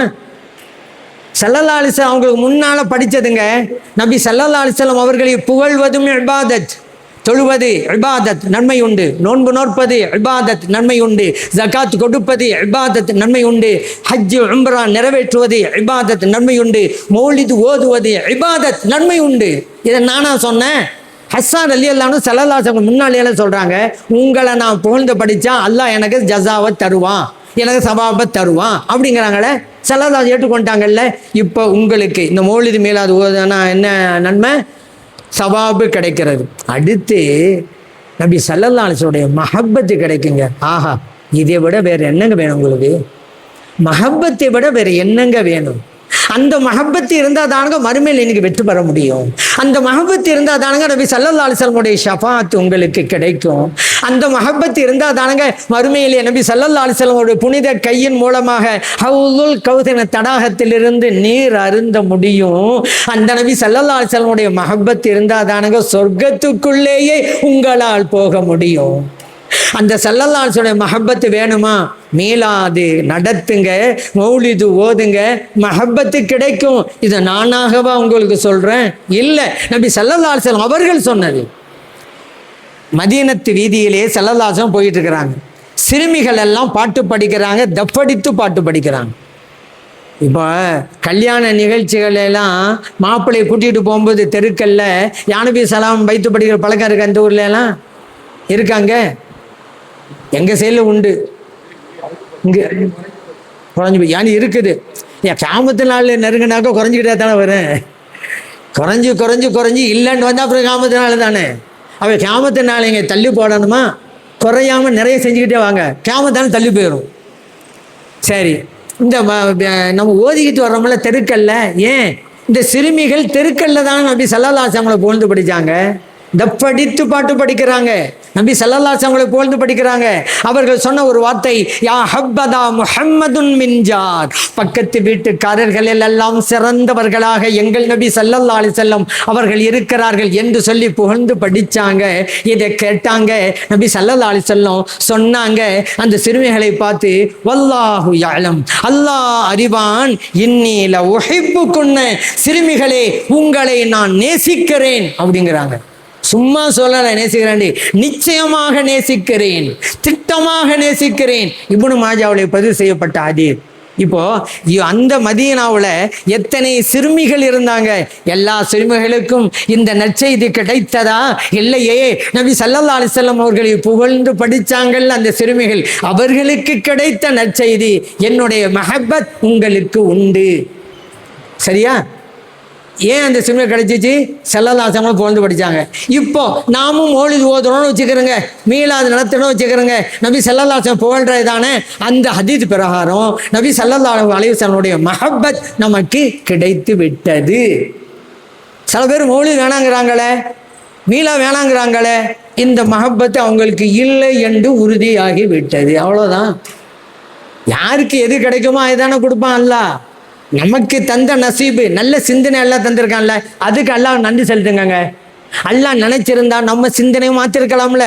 இதுவெல்லாம் கூடாதானே, இதெல்லாம் பிதாத்து தானே, இதுவெல்லாம் ஷிர்க்கு தான் சில பேர் சொல்றது மாதிரி நம் சிந்தனையிலும் இறைவன் விதைத்திருப்பான் அல்லவா, நினைத்திருந்தால். ஆனால் அப்படி இல்லாமல் மீலாவிழா கொண்டாடணும், மௌலிது ஓதணும், நபி ஸல்லல்லாஹு அலைஹி வஸல்லம் புகழணும், அதுதான் நல்லது அப்படிங்கிற சிந்தனையை தந்தானே. இந்த நிஅமத்திற்கு எப்படி நீங்கள் ஈடுகட்ட போகிறீர்கள்? இறைவனுக்கு சுக்ரியா செஞ்சு இறைவன் எப்படி வேண்டுவான் திருப்புவாங்க. நம்மளை சுன்ன ஜமாத்திலால வச்சிருக்கான் பாருங்க, இந்த ஒன்றுக்கே உங்களால் சுக்ர் செய்ய முடியாது. அப்படிப்பட்ட ஃபாய்தாக்களை நீங்கள் பெற்றுக்கிட்டே வர்றீங்க. சரி, இப்படி இன்னொன்று தெரியுமா? அதே சிறுமிகளுக்கு ஸல்லல்லாஹு அலைஹி வஸல்லம் இன்னொரு துவா, அல்லாஹும்ம பாரிக் ஃபீஹின்ன, யா அல்லாஹ் இந்த சிறுமிகளுக்கு பரக்கத்து செய்வாயாக. முஸ்னது அபி யஅலாவுலே பதிவு செய்யப்பட்டிருக்கிறது. அதுவும் ஹதீஸ் கிதாபு தான், முஸ்னது அபி யஅலா ஹதீஸ் கிதாபு. இப்போ அந்த சிறுமிகளுக்கு ஸல்லல்லாஹு அலைஹி வஸல்லம் யா அல்லாஹ் பரக்கத் செய், ஏன் கேட்டாங்க? மௌலிது ஓதுனால தானே. இப்போ நம்மளும் மௌலிது ஓதுறோம்னு வச்சுக்கிறோங்க, இந்த அடிப்படையில் அல்லாஹ்வுடைய பரக்கத் நமக்கு கிடைக்குங்க. வாழ்க்கையில் அமைதி கிடைக்கும், நிம்மதி கிடைக்கும், சந்தோஷம் கிடைக்கும். கொஞ்சமாக சம்பாதிச்சாலும் அதில் பரக்கத்து இருக்கும். நிறைய சம்பாதிக்கிறாங்க, நிம்மதி இல்லை. சம்பாதிச்சு என்ன பிரயோஜனம்? இங்கிட்டு வருது இங்கிட்டு போகுது, சம்பாதிச்சு என்ன பிரயோஜனம்? கொஞ்சம் சம்பாதிச்சாலும் பரக்கத் அது இதில் உண்டு. அந்த பரக்கத் வேணுமா? மௌலிது ஓதுங்க. மீளா நடத்துங்க, அதுவெல்லாம் கிடைக்கும். கடைசியாக ஒன்றை சொல்கிறேன், நாம் மௌலிது ஓதுவது, இந்த ஸல்லல்லாஹு அலைஹி வஸல்லம் அவர்களை புகழ்வதன் மூலமாக நபி ஸல்லல்லாஹு அலைஹி வஸல்லம் அவருடைய புகழ் உயரப்போகிறதா? உயரப்போகிறதா? நம்ம புகழ்ந்து தான் அவங்களுடைய புகழ் உயரப்போகிறதா? ஸல்லல்லாஹு அலைஹி வஸல்லம் புகழ் நம்ம புகழ்ந்தா தானே?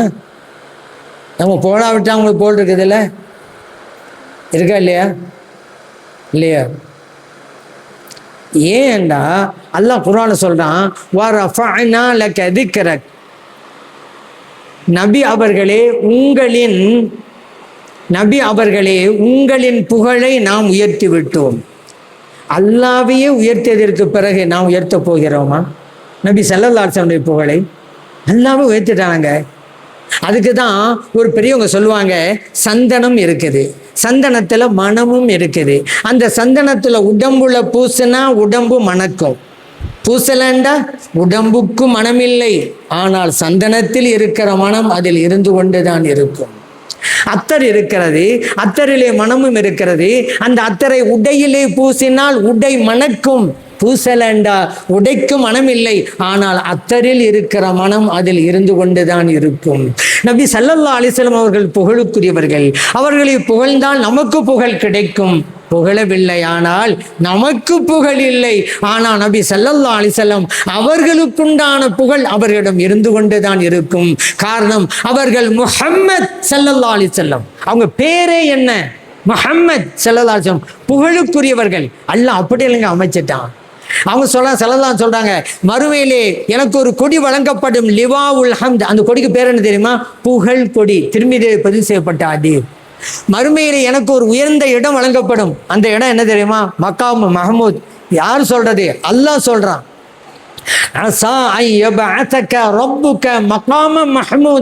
நபி அவர்களே, நாளை மறுமையிலே உங்களை புகழுக்குரிய இடத்திலே வைப்போம்.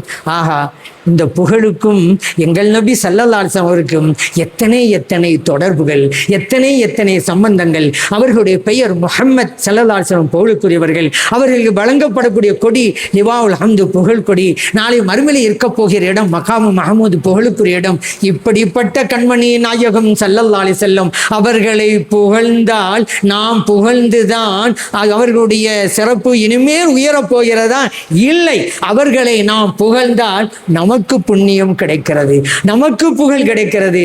ஆகவே இதை செய்வதில் கூட நம்முடைய நல்லதுக்குத்தான் செய்கிறோம் அப்படிங்கிறதை உணர்ந்து காலமெல்லாம் நாவிருக்கும் காலமெல்லாம் நாயகம் ஸல்லல்லாஹு அலைஹி வஸல்லம் அவர்களை புகழ்கின்ற நற்பாக்கியத்தை எல்லாம் வல்ல இறைவன் நமக்கும் நமது பிள்ளைகளுக்கும் நமது குடும்பத்தினர்களுக்கும் தந்தல்வானாக. ஆமீன். வல்ஹம்துலில்லாஹி ரப்பில் ஆலமீன் என்று பிரார்த்தனை செய்து வாய்ப்பளித்த நல்லோர்களுக்கு நன்றி கூறி விடைபெறுகிறேன். அஸ்ஸலாமு அலைக்கும் வரஹ்மத்துல்லாஹி வபரகாத்துஹு.